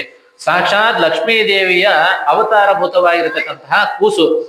ಯಾಸ ಪದ್ಮಾಸನಸ್ಥ ವಿಪುಲ ಕಟಿತಟಿ ಪದ್ಮಪತ್ರಾಯತಾಕ್ಷಿ ಗಂಭೀರಾವರ್ತನಾಭಿಸ್ತನ ಭರನಮಿತ ಶುಭ್ರವಸ್ತ್ರೋತ್ತರೀಯ ಲಕ್ಷ್ಮೀರ್ದಿವ್ಯೈರ್ಗಜೇಂದ್ರೈರ್ಮಣಿಗಣ ಖಚಿತೈಸ್ನಾಪಿತಾ ಹೇಮಕುಂಭೈಃ ನಿತ್ಯಂ ಸಾ ಪದ್ಮಹಸ್ತ ಮಮ ವಸತು ಗೃಹೇ ಸರ್ವಮಾಂಗಲ್ಯಯುಕ್ತ. ಎಲ್ಲರೂ ಕೂಡ ಪ್ರಾರ್ಥನೆಯನ್ನು ಮಾಡ್ತಾ ಇದ್ದಾರಂತೆ. ಸಿದ್ಧ ಲಕ್ಷ್ಮೀರ್ ಮೋಕ್ಷ ಲಕ್ಷ್ಮೀ ಜಯ ಲಕ್ಷ್ಮೀ ಸರಸ್ವತಿ ಶ್ರೀಲಕ್ಷ್ಮೀರ್ ವರಲಕ್ಷ್ಮೀಶ್ಚ ಪ್ರಸನ್ನ ಭವ ಸರ್ವದಾ ಸರ್ವಮಂಗಳ ಮಾಂಗಲ್ಯೆ ಶಿವೆ ಸರ್ವಾರ್ಥ ಸಾಧಕೆ ಶರಣ್ಯೇ ತ್ರ್ಯಂಬಕೆ ದೇವಿ ನಾರಾಯಣಿ ನಮೋಸ್ತುತೆ ಅಂತ ಹೇಳಿ ಆಕಾಶ ರಾಜ ಆ ಹೆಣ್ಣು ಮಗುವಿಗೆ ನಮಸ್ಕಾರವನ್ನು ಮಾಡಿದ್ದಾನಂತೆ. ಹೇಳಿ ಕೇಳಿ ಕಮಲದ ಹೂವಿನಲ್ಲಿ ಸಿಕ್ಕಿದ್ದಾಳೆ, ಸಾಕ್ಷಾತ್ ಲಕ್ಷ್ಮೀ ಸ್ವರೂಪದಂತೆ ಈ ಮಗು ಕಾಣಿಸ್ತಾ ಇದೆ ಎಂಬುದಾಗಿ ಹೇಳಿ ಆ ಮಗುವನ್ನ ಕೈಗೆ ಇಟ್ಕೊಂಡಿದ್ದಾನಂತೆ. ಇತ್ತಂ ಸಂಭಾಷ್ಯ ನೃಪೋತ್ತಮ ಶಿಶುಂ ಹಸ್ತೆ ಪ್ರಗೃಹ್ಯಾಶು ಮಮೋದ ದೀನಃ ಮಯಾ ಮಹೇಶಸ್ಯ ದುರತ್ಯಯ ಹರೇ ಕಸ್ಮೈ ಪ್ರದೇಯ ಪ್ರತಿಗೃಹ್ಯತಾಮಯ. ಈ ಭೂಮಿಯಲ್ಲಿ ಕಮಲದ ಹೂವಿನಲ್ಲಿ ಇಷ್ಟು ಸುಂದರವಾಗಿರತಕ್ಕಂತಹ ಮಗು ಸಿಕ್ಕಿದೆಯಲ್ಲ, ಇದು ಯಾರ ಮಗು? ನಮ್ಗನಿಸ್ತದೆ ಭೂಮಿಯಲ್ಲಿ ಹೇಗೆ ಮಗು ಸಿಗ್ಲಿಕ್ಕೆ ಸಾಧ್ಯ ಅಂತ. ಮೊನ್ನೆ ಯಾವುದೋ ಒಂದು ವಿಡಿಯೋದಲ್ಲಿ ನೋಡ್ತಾ ಇದ್ದೆ, ಒಂದು ಸಣ್ಣ ಮಗು ಹುಟ್ಟಿ ಸುಮಾರು 15-20 ದಿನ, ಹೆಚ್ಚು ಕಮ್ಮಿ 1 ವಾರ ಆಗಿರ್ಬೇಕು. ಆ ಮಗುವನ್ನ ಬಟ್ಟೆ ಒಳಗೆ ಸುತ್ತಿ ಮೇಲೆ 5-6 ಬಟ್ಟೆ ಸುತ್ತಿ ತಿಪ್ಪ್ಯಾಗ ಹೋಗ್ಯಾರ ಯಾರು. ಅಷ್ಟು ಒಗದು ಹೋದ್ರು ಕೂಡ ಅಷ್ಟು ಎಳೆ ಮಗು ಇನ್ನೂ ಅಳ್ತಾ ಇತ್ತಂತ. ಎಳೆ ಕೂಸು ಯಾರೋ ಆಟ ಆಡ್ಲಿಕ್ಕೆ ಹೋಗಿದ್ದು ಹುಡುಗರು ಅಲ್ಲಿ ನೋಡಿ ಯಾರಿಗೋ ಹೇಳಿ ಬಂದು ತೆಗೆದು ನೋಡಿದ್ರ ಎಳೆ ಕೂಸದ ಹಾಸ್ಪಿಟ್ಲಿಗೆ ಬಂದಿದ್ ಕೂಸಂತ. ಆಮೇಲೆ ಪಾಪ ಯಾರೋ ಕರ್ಕೊಂಡು ಹೋದ್ರ ಅದನ್ನ. ಅದ್ರಲ್ಲಿ ಹೇಳ್ತಾರೆ, ಆಕಾಶ ಮಹಾರಾಜ ಆ ಕೂಸು ಸಿಕ್ಕರೆ ಅದನ್ನ ಕೈ ಎತ್ಕೊಂಡು ಸಂತೋಷ ಪಟ್ಟನಂತೆ. ನಿಧಿ ಎಲ್ಲ ಸಿಕ್ಕಿದ್ರೆ ನಾವೆಲ್ಲ ಹೆಂಗ್ ಸಂತೋಷ ಪಡ್ತೀವಿ, ಆ ನಿಧಿ ಸ್ವರೂಪಳಾಗಿರ್ತಕ್ಕಂತಹ ಮಹಾಲಕ್ಷ್ಮಿ ಆಕಾಶ ರಾಜನ ಕೈಗೆ ಸಿಕ್ಕಿದ್ದಾಳೆ. ಬಹಳ ಸಂತೋಷ ಪಡ್ತಾ ಇದ್ದಾನೆ ಆಕಾಶ ರಾಜ. ಇದು ಯಾರ ಮಗು, ಯಾರಿಗೆ ಕೊಡ್ಬೇಕು ನಾನು ಇದನ್ನ, ಯಾರಿದ್ದೀರಿ ಇಲ್ಲಿ ಅಂತ ಹೇಳಿ ಆಕಾಶ ರಾಜ ಸುತ್ತಲೂ ನೋಡ್ತಾ ಇದ್ದಾನಂತೆ. ಅವಾಗ ಆಕಾಶವಾಣಿ ಆಗತ್ತಂತೆ ಆಕಾಶ ಮಹಾರಾಜನಿಗೆ. ಏನಪ್ಪಾ ಅಂತಂದ್ರೆ, ಪುತ್ರೀಯಂ ತವ ಪುಣ್ಯದ ಸಂರಕ್ಷಸ್ವ ಮಹಾಭಾಗ ಬಹುಕೀರ್ತಿ ಫಲಪ್ರಧಾಂ. ಆಕಾಶ ಮಹಾರಾಜ, ಬೇರೆ ಯಾರಿಗೂ ಅಲ್ಲಪ್ಪ ಈ ಮಗು, ಇದು ನಿನಗೆ ಪರಮಾತ್ಮ ಅನುಗ್ರಹವನ್ನ ಮಾಡಿ ಕೊಟ್ಟಿದ್ದಾನೆ. ಇವಳು ನಿನ್ನ ಮಗಳು, ಇವಳನ್ನ ಕರೆದುಕೊಂಡು ಹೋಗಿ ಇವಳನ್ನ ಸಾಕು, ನಿನಗೆ ಉತ್ತಮವಾಗಿರತಕ್ಕಂತಹ ಕೀರ್ತಿಯ ಅನೇಕ ಫಲಗಳನ್ನ ಈ ಮಗು ನಿನ್ನ ಮನೆಗೆ ಬರುವುದರಿಂದ ಆಗುತ್ತೆ ಎಂಬುದಾಗಿ ಹೇಳಿದಾಗ ಆ ರಾಜ ಬಹಳ ಸಂತೋಷ ಪಟ್ಟು ತಾಂ ಕನ್ಯಾಂ ಪ್ರತಿಗೃಹ್ಯಾಶೋ ಸ್ವಭಾರ್ಯಾಂ ಪ್ರತ್ಯುವಾಚ ಸಹ ಶೃಣುಭದ್ರೇ ಮಹಾಪ್ರಾಜ್ಞಿ ದೇವದತ್ತಾಂ ಇಮಾಂ ಶುಭಾಂ ಸಂವರ್ಧಸ್ವ ವರಾಂ ಪುತ್ರೀಂ ಯಥಾ ಗರ್ಭಗತಾಂ ತವ. ಆಕಾಶ ರಾಜ ಬಂಗಾರದ ತಟ್ಟೆಯಲ್ಲಿ ಆ ಕೂಸನ್ನು ಇಟ್ಕೊಂಡು ಬಂದು ಆ ಧರಣಿ ದೇವಿಗೆ ಹೇಳ್ತಾನಂತೆ, ಧರಣಿ ದೇವಿ, ಇವತ್ತಿಗೆ ನಿನ್ನ ಪೂಜಾ ಫಲ ಸಾರ್ಥಕವಾಯಿತು. ಪರಮಾತ್ಮನ ಅನುಗ್ರಹದಿಂದ ನಮ್ಮ ಮನೆಗೆ ಉತ್ತಮವಾಗಿರತಕ್ಕಂತಹ ಹೆಣ್ಣು ಮಗು ಬಂದಿದೆ. ಈ ಮಗುವಿನ ಆಗಮನದಿಂದ ನಮಗೆಲ್ಲ ರೀತಿಯಾಗಿರತಕ್ಕಂತಹ ಫಲಗಳು ಪ್ರಾಪ್ತಿಯಾಗುತ್ತೆ. ಇದನ್ನ ಸಾಕು. ಸಿಕ್ಕದಂತ ತಿಳ್ಕೊಂಡು ಇದು ಸಿಕ್ಕಿದ ಮಗು ಅಂತಂದು ತಾತ್ಸಾರ ಮಾಡ್ಲಿಕ್ಕೆ ಹೋಗ್ಬೇಡ. ಯಥಾ ಗರ್ಭಗತಾಂತವ, ನಿನ್ನ ಗರ್ಭದಲ್ಲಿ ಹುಟ್ಟಿದ್ರೆ ಹೇಗೆ ಆ ಮಗುವನ್ನ ಪ್ರೀತಿಯಿಂದ ಸಾಕ್ತಿಯೋ, ಲಾಲನೆ ಪೋಷಣೆಯನ್ನು ಮಾಡ್ತೀಯೋ, ಅಷ್ಟೇ ಪ್ರೀತಿಯಿಂದ ಈ ಮಗುವನ್ನ ಸಂರಕ್ಷಣೆ ಮಾಡು ಎಂಬುದಾಗಿ ಹೇಳಿ ಆಕಾಶ ಮಹಾರಾಜ ಧರಣಿ ದೇವಿಯ ಕೈಯಲ್ಲಿ ಕೊಟ್ಟಿದ್ದಾರಂತೆ. ನಂತರ ಬೃಹಸ್ಪತ್ಯಾಚಾರ್ಯ ಹೇಳಿದ್ರು, ಮಗು ಸಿಕ್ತು, ಇನ್ನೇನು ಯಜ್ಞ ಮಾಡೋದು ಬೇಡ ಅಂತ ಬಿಡ್ಲಿಲ್ರಿ ಆಕಾಶ ರಾಜ. ಇನ್ನೂ ಸಂತೋಷದಿಂದ ಯಜ್ಞವನ್ನ ಮಾಡಿದಂತೆ. ಆ ಪುತ್ರ ಕಾಮೇಷ್ಟಿ ಯಾಗವನ್ನ ಮಾಡಿ ಅದನ್ನ ಪರಮಾತ್ಮನಿಗೆ ಸಮರ್ಪಣೆಯನ್ನು ಮಾಡಿದ್ದಾರೆ. ಗರ್ಭಿಣೀಂ ಸ್ವಸತೀಂ ದೃಷ್ಟ ಗರ್ಭಚಿಹ್ನಂ ಚಕಾರ ಸಹ ಇತ್ಯುಕ್ತ ತತ್ಕರೇ ದತ್ವ ಬಹುಧಾನಮತಾ ಕರೋತ್ ಕನ್ಯಾಗಮನ ಪುಣ್ಯೇನ ಸಾದೇವಿ ಗರ್ಭಮಾಗದೆ. ಈ ರೀತಿಯಾಗಿ ಆಕಾಶರಾಜ ಕೊಟ್ಟಾದ್ಮೇಲೆ ಮಗು ಬಂದಿದ್ದ ಪುಣ್ಯನೇ ಪುಣ್ಯ. ಆಕಾಶರಾಜ ಯಜ್ಞವನ್ನ ಮಾಡಿ ಬಂದಿರತಕ್ಕಂತಹ ಬ್ರಾಹ್ಮಣರಿಗೆ ಕೈ ತುಂಬ ದಾನ ದಕ್ಷಿಣೆಗಳನ್ನ ಕೊಟ್ಟಿದ್ದಾರಂತೆ. ಅದರ ಒಂದು ಪುಣ್ಯದಿಂದ ಈ ಧರಣಿ ದೇವಿಯು ಕೂಡ ಗರ್ಭವತಿಯಾಗಿತ್ತು. ಮಗು ಬಂದಿದ್ದರ ಪುಣ್ಯದಿಂದ ಗರ್ಭಿಣಿಯಾಗಿದ್ದಾಳೆ. ಗರ್ಭಿಣೀಂ ಸ್ವಸತೀಂ ದೃಷ್ಟ ಗರ್ಭಚಿಹ್ನಂ ಚಕಾರ ಸಹ. ಗರ್ಭಿಣಿಯಾದ್ಮೇಲೆ ಆ ತನ್ನ ಹೆಂಡತಿಗೆ ಕೆಲವು ಸಂಸ್ಕಾರಗಳನ್ನ ಹೇಳ್ತಾರೆ. ಗರ್ಭಾಧಾನ, ಸೀಮಂತೋನ್ನಯನ, ಆಮೇಲೆ ವಿಷ್ಣು ಬಲಿ ಸಂಸ್ಕಾರ, ಜಾತಕರ್ಮ ಸಂಸ್ಕಾರ, ಈ ಎಲ್ಲ ಸಂಸ್ಕಾರಗಳನ್ನು ಹೇಳ್ತಾರೆ. ಮಗು ಗರ್ಭದಲ್ಲಿ ಇರ್ಬೇಕಾದ್ರೆ ಇವನ್ನೆಲ್ಲ ಮಾಡಬೇಕು. ಮೊದಲನೇ ಗರ್ಭದ ಏನು ಆಗುತ್ತೆ ಅವೆಲ್ಲ ಮಾಡಬೇಕು ಅಂತ ಹೇಳ್ತಾರೆ. ಪಂಚಮೇ ಮಾಸ ಸಂಪ್ರಾಪ್ತೆ ಶ್ರೀಮಂತಂ ನೃಪಭಂಗವ. 5ನೇ ಮಾಸಕ್ಕೆ ಬಂದಾಗ ಆ ಧರಣಿ ದೇವಿಗೆ ಶ್ರೀಮಂತ ಸಂಸ್ಕಾರವನ್ನ ಮಾಡಿದ್ದಾನೆ. ವಿಧಿ ಬ್ರಾಹ್ಮಣ ಯಜುಷಾಂಗಣೈ ತತಃ ಕಾಲಾಂತರೇ ಬಾಲ ನವಮಾಸೆ ಸಮಾಗತೆ. 9ನೇ ತಿಂಗಳು ಬಂದಿದೆ. ಮಾಸೇತು ದಶಮೇ ಪ್ರಾಪ್ತೆ ಸುಷಭೆ ಪುತ್ರಮುತ್ತಮಂ. 10ನೇ ತಿಂಗಳಿಗೆ ಈ ಧರಣಿ ದೇವಿ ಉತ್ತಮವಾಗಿರತಕ್ಕಂತಹ ಒಂದು ಮಗುವಿಗೆ ಜನ್ಮವನ್ನ ಕೊಟ್ಟಿದ್ದಾಳೆ. ಮಾಸೆ ಕನ್ಯಾಗತೆ ಭಾನೋ ದಶಮ್ಯಾನ್ ರೋಹಿಣಿಯುತೆ. ರೋಹಿಣಿ ನಕ್ಷತ್ರದ ದಶಮಿ ದಿನ ಸೂರ್ಯ ಕನ್ಯಾ ರಾಶಿಯಲ್ಲಿ ಇರಬೇಕಾದ್ರೆ ಅಲ್ಲಿ ದಶಮಿ ದಿನ ಒಂದು ಉತ್ತಮವಾಗಿರತಕ್ಕಂತಹ ಗಂಡು ಸಂತಾನವಾಗಿದೆ. ಪಕ್ಷೇತು ಪ್ರಥಮಂ ವೀರಂ ಸಾಯಂಕಾಲೇ ಗುರೋರ್ದಿನೇ ಪುತ್ರೋತ್ಪತ್ತಿ ಪ್ರವೃತ್ರಾಣಂ ಸರ್ವಸ್ವಂ ದಾನಮಾಚರತ್. ಅವಾಗ ಆಕಾಶರಾಜ ಹೊರಗಡೆ ಇರಬೇಕಾದ್ರೆ ಆಕಾಶರಾಜನಿಗೆ ಒಬ್ಬ ಸೇವಕ ಬಂದು ನಿನಗೆ ಗಂಡು ಮಗು ಆಗಿದೆ ಮಹಾರಾಜ ಎಂಬುದಾಗಿ ಹೇಳಿದಾಗ ಆಕಾಶರಾಜ ಬಹಳ ಸಂತೋಷದಿಂದ ಗವಾಂ ಕೋಟಿ ಸಹಸ್ರಾಣಿ ಅಶ್ವಾನಾಂ ಅಯುತಂ ತಥಾ ನವಧಾನ್ಯಾದಿಕಂ ದಾನಂ ವಿನೋತ ಛತ್ರ ಚಾಮರೌ ಪುತ್ರೋತ್ಪತ್ತಿ ಪ್ರವೃತ್ರಾಣಂ ಸರ್ವಸ್ವಂ ದಾನಮಾಚರತ. ಯಾರು ಬಂದು ಸಂತಾನ ಆಗಿದೆ ಅಂತ ಹೇಳಿದ್ದಲ್ಲ ಆ ವ್ಯಕ್ತಿಗೆ ಆಕಾಶರಾಜ ಸಂತೋಷದಿಂದ ಸಾವಿರಾರು ಆಕಳಗಳನ್ನ ದಾನ ಕೊಟ್ಟಿದ್ದಾನಂತೆ, ಅಶ್ವಗಳನ್ನ ದಾನ ಕೊಟ್ಟಿದ್ದಾನೆ, ಬೇಕಾದಷ್ಟು ನವಧಾನ್ಯಗಳನ್ನ ದಾನ ಕೊಟ್ಟಿದ್ದಾನೆ. ನವಧಾನ್ಯಗಳನ್ನ ದಾನ ಕೊಡಬೇಕು ಅಂತ ಹೇಳ್ತಾರೆ. ಕೇವಲ ಈಗ ಧಾನ್ಯಗಳನ್ನೇ ಯಾರು ದಾನ ಕೊಡೋರಿಲ್ಲ. ಅಕ್ಕಿ ಕೊಟ್ರೆ ತಗೋತಾರೆ, ಅದ್ರ ಬದಲಾಗಿ ನೀವು ಹೆಸರು ಕಾಳು ಕೊಡ್ರಿ ತಗೊಳ್ಳೋದಿಲ್ಲ, ವಿಚಾರ ಮಾಡ್ತಾರೆ. ತೊಗರೆ ಕೊಟ್ರೆ ತಗೊಳ್ಳೋದಿಲ್ಲ, ಕಡಲೆ ಕೊಟ್ರೆ ತಗೊಳ್ಳೋದಿಲ್ಲ, ಉದ್ದಿನ ಕಾಳು ಕೊಟ್ರೆ ತಗೊಳ್ಳೋದಿಲ್ಲ. ಇವ್ರಿಗೆ ಏನೋ ದೋಷ ಬಿಡ್ಕೊಂಡದ ಆ ದೋಷನೆಲ್ಲ ತೊಗೊಂಬಂದು ನಮಗ್ ಬಿಡ್ಲಿಕ್ಕತ್ತಾರೆ ಇವರು ಅಂತ ತಿಳ್ಕೊತಾರೆ. ಹಾಗೆಲ್ಲ ಮಾಡಬಾರದು. ಧಾನ್ಯಗಳನ್ನ ನವಧಾನ್ಯಗಳನ್ನ ಕೊಡೋದ್ರಿಂದಾಗಿ ವಿಶೇಷವಾಗಿರ್ತಕ್ಕಂತಹ ಜಾತಕ ಸೂಚಿತವಾಗಿರ್ತಕ್ಕಂತಹ ಅರಿಷ್ಟಗಳು ನಿವಾರಣೆ ಆಗುತ್ತೆ ಅಂತ ಹೇಳ್ತಾರೆ. ದಾನ ಪ್ರತಿಗ್ರಹ ಮಾಡಬೇಕಾದ್ರೂ ಕೂಡ ವ್ಯಕ್ತಿ ಎಂತವನಿಗೆ ಪ್ರತಿಗ್ರಹ ಮಾಡಬೇಕು? ಆ ವ್ಯಕ್ತಿ ಏನಾದ್ರೂ ಪುಣ್ಯಗಳನ್ನ ಮಾಡಿಕೊಂಡಿದ್ದ ಅಂತಂದ್ರೆ ಅಂತವನಿಗೆ ದಾನ ಕೊಟ್ರೆ ಏನಾಗುತ್ತೆ? ಇವರ ಅರಿಷ್ಟ ಅವನಿಗೆ ಬಡಿಯೋದಿಲ್ಲ. ಅವನಲ್ಲಿ ಏನು ಪುಣ್ಯಾಂಶ ಇರ್ತದಲ್ಲ ಅದು ದಾನ ಕೊಟ್ಟವರಿಗೆ ಹೋಗೋದಿಲ್ಲ. ಈ ವ್ಯಕ್ತಿಯಲ್ಲಿ ಇರ್ತಕ್ಕಂತಹ ಪುಣ್ಯಾಂಶ ಅವನಿಂದ ಬರೆದಿರ್ತಕ್ಕಂತಹ ದರಿದ್ರವನ್ನ ನಿವಾರಣೆ ಮಾಡುತ್ತೆ. ಅಲ್ಲಿಗೆ ಇಲ್ಲಿಗೆ ಸರಿ ಹೋಗ್ಬಿಡ್ತದೆ. ಅಕಸ್ಮಾತ್ ಆಗಿ ದಾನ ತಗೊಳ್ಳೋ ವ್ಯಕ್ತಿಯಲ್ಲೇ ಪುಣ್ಯ ಇರಲಿಲ್ಲ ಅಂತಂದ್ರೆ ದಾನ ಕೊಡೋ ವ್ಯಕ್ತಿ ಏನು ದಾನ ಕೊಡ್ತಾನಲ್ಲ ಅವನ ಅರಿಷ್ಟ ಏನೋ ಕಳ್ಕೊಂಡ್ಬಿಡ್ತಾನೆ.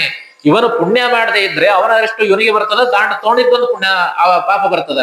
ಈ ರೀತಿಯಾಗಿ ಬ್ರಾಹ್ಮಣರು ಏನ್ ಮಾಡ್ಬೇಕು? ಯಾವಾಗಲೂ ಕೂಡ ಪುಣ್ಯವನ್ನ ಸಂಪಾದನೆ ಮಾಡ್ತಾ ಇರಬೇಕು. ಇದನ್ನೇ ಪರಮಾತ್ಮ ಹೇಳಿದ್ದು. ಬ್ರಾಹ್ಮಣರು ನಿಮಗೆ ಏನು ಕೆಲಸ ಅಂತಂದ್ರೆ ಪುಣ್ಯ ಸಂಪಾದನೆ ಮಾಡ್ರಿ, ಅದರಿಂದ ಮತ್ತೊಬ್ಬರಿಗೆ ಅನುಕೂಲ ಆಗಲಿ. ನಿಮಗೇನ್ ಬೇಕೋ ನಾನ್ ಮಾಡ್ತೀನಿ.